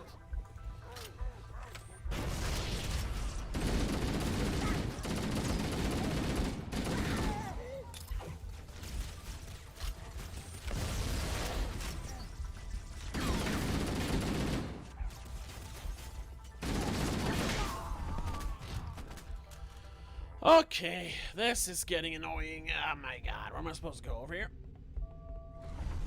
Oh.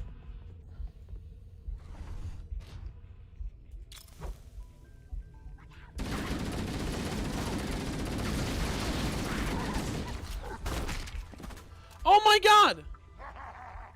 What the hell?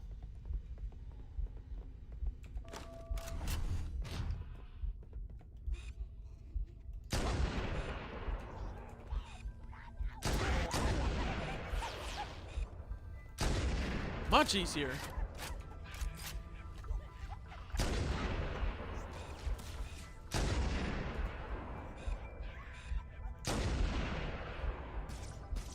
Woo! Oh. Okay, that's not gonna work. What the fuck? How do I do that? Now it's getting annoying.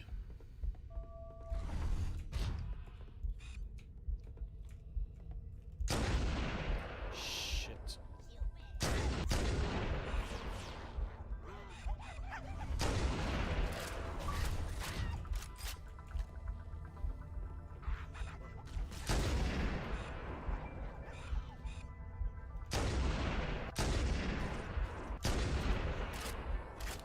Ow.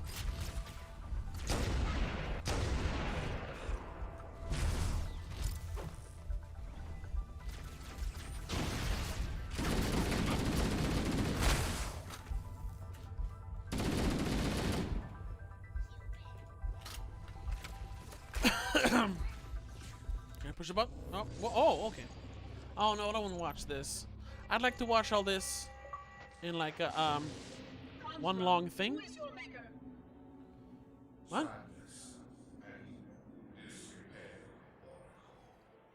Mm-mm.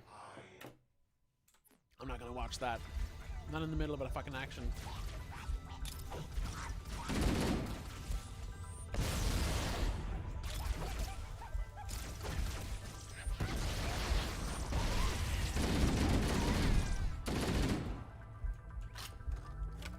This looks like the ship's command center. Oh. The captain's transponder signal is strong. We must be close. So I have to move up? It's pointing me where? This is locked.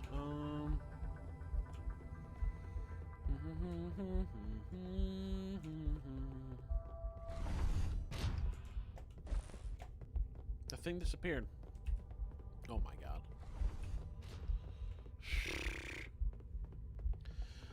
I should make a choice. Like, should I play it? Fuck it. I'm gonna play it like this now.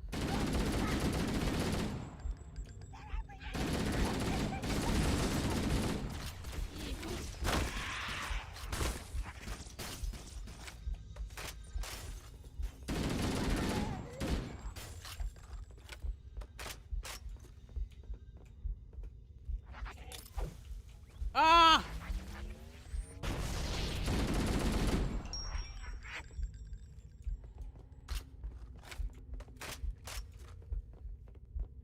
I'm gonna continue playing it like this, I think. Just to get the real experience. That's the wrong way. Up, up, up. Ah. We must be in the brig. These look like holding cells. There are probably multiple detention stations. The captain must be in one of them. We need to keep looking for him. Did I open it? No. But they were all dead. That's not good. Oh, thank God. Oh, thank God. Okay, how do I get to the next one?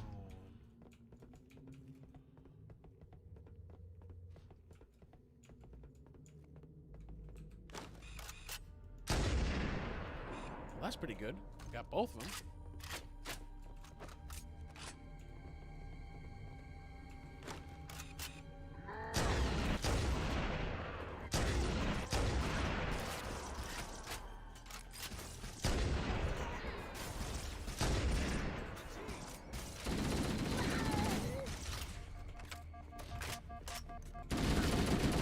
I see you, bitch! Gotcha.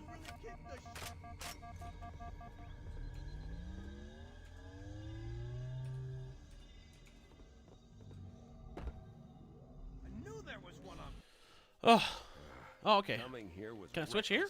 You two know better Nope. than this. Okay. Thanks. Marines! Marines! Lock and load your weapons. Let's be ready to move. Okay, yes, sir. While the Covenant had us locked up in here, I overheard the guards talking about this ring world. They call it Halo. One moment, sir. Accessing the Covenant BattleNet.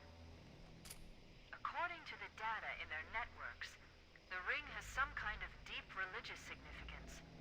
If I'm analyzing this correctly, they believe that Halo is some kind of weapon, one with vast, unimaginable power.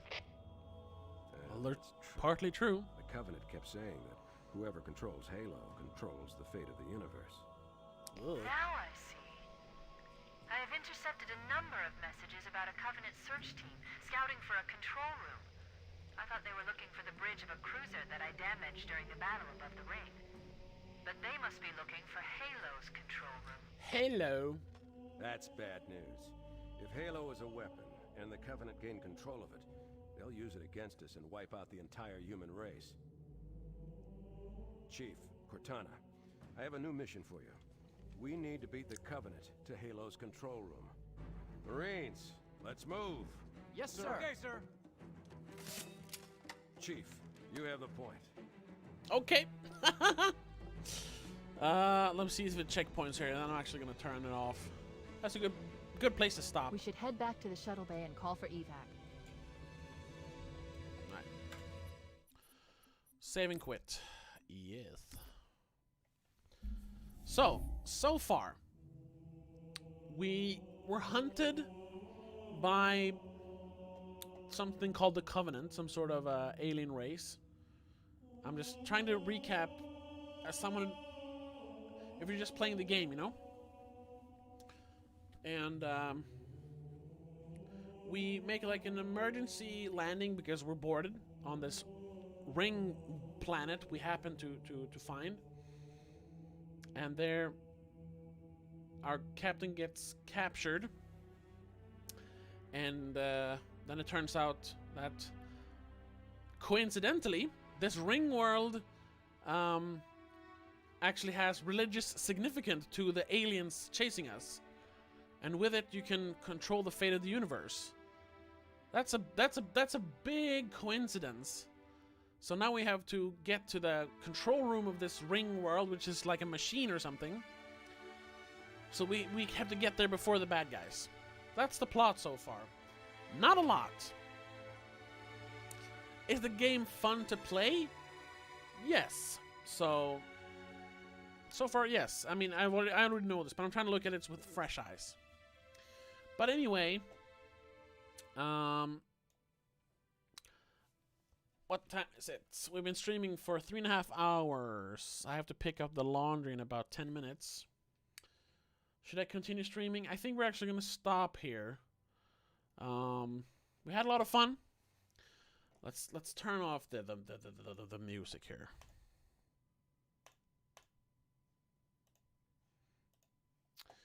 Let's check one last thing before we actually turn off the stream. So let's get to an even 3.5 hours. Let's see here. Let's look up the movie that Johan talked about. Tom Cruise movie in space. Let's see if we can find something more. Okay. This is actually from a few months ago. Remove. Not now. NASA confirms Tom Cruise is suiting up to make a movie in space. Oh my god. Tom Cruise is suiting up to be a space cadet. NASA has confirmed. A NASA official announced on Twitter that the Mission Impossible actor wants to film. Oh, wants to film. Okay. Wants to film a movie above the clouds, specifically on board the International Space Station. NASA is excited to work with Tom Cruise on a film aboard the space station, writes NASA Administrator Jim Bridenstine. Oh, this was what he wrote in the chat. All right. Tuesday afternoon. The confirmation follows reports that Cruise, 57, was looking to team up with billionaire Elon Musk's SpaceX to create a movie in space. Oh. We need popular media to inspire a new generation of engineers and scientists to make NASA's ambitious plans a reality, Bridenstine tweets. No details have been released about the stunt-loving actor's planned film, although Deadline reports that no studio is attached to the project and that it will not be an installment in the Mission Impossible franchise.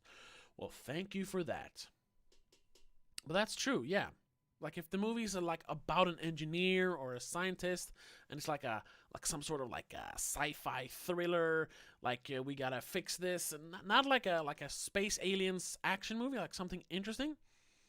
That could be cool, actually. That could be cool. Where did the stream go? Wait. What am I doing? What am I doing? So yeah, that sounds interesting. I'm gonna look into that, see if there's anything else. Let's see here. Deadline reported. It's just May. Tom Cruise and Elon Musk SpaceX are working on a project with NASA that would be the first narrative feature film, an action adventure. I see, that's not good. To be shot in outer space. It's not a Mission Impossible film, and no, the studio is in the mix at this stage. But look for more great. No studios in the mix at this stage, but look for more great news as I get it.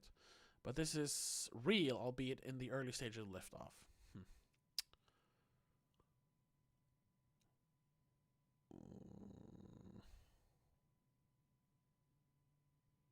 What? That was weird. Anyway. Okay. That's gonna have to be it. It took a while, but we actually had some people watching, so that was fun. I don't know if I'm going to be back tomorrow, but I'll be back streaming, at least, I'm going to try to stream at least once more this week. And then, of course, on Tuesday, we're going to do, well, no, we're not going to do Adam Sandler podcast on Tuesday. That's right. We talked about that yesterday. So maybe I'll stream something other then. Because I want to continue to stream on YouTube and see if it works, and maybe then get back to using YouTube as my main streaming site instead of Twitch. I like Twitch, but I have a larger audience here, so it's more fun. But that's gonna have to be it. Thank you for watching. Thank you to JJ. Thank you to Johan and Johan's son Matthias, and anyone else who was watching before. Thank you so much for hanging out, and I'll see you in the next one. But until then, don't forget to subscribe. Check out all the other stuff I have on my channel. Bunch of fun stuff. Follow me on social media. The Twitter thing, it's linked somewhere. And I'll see you next time. But until then, have a good one.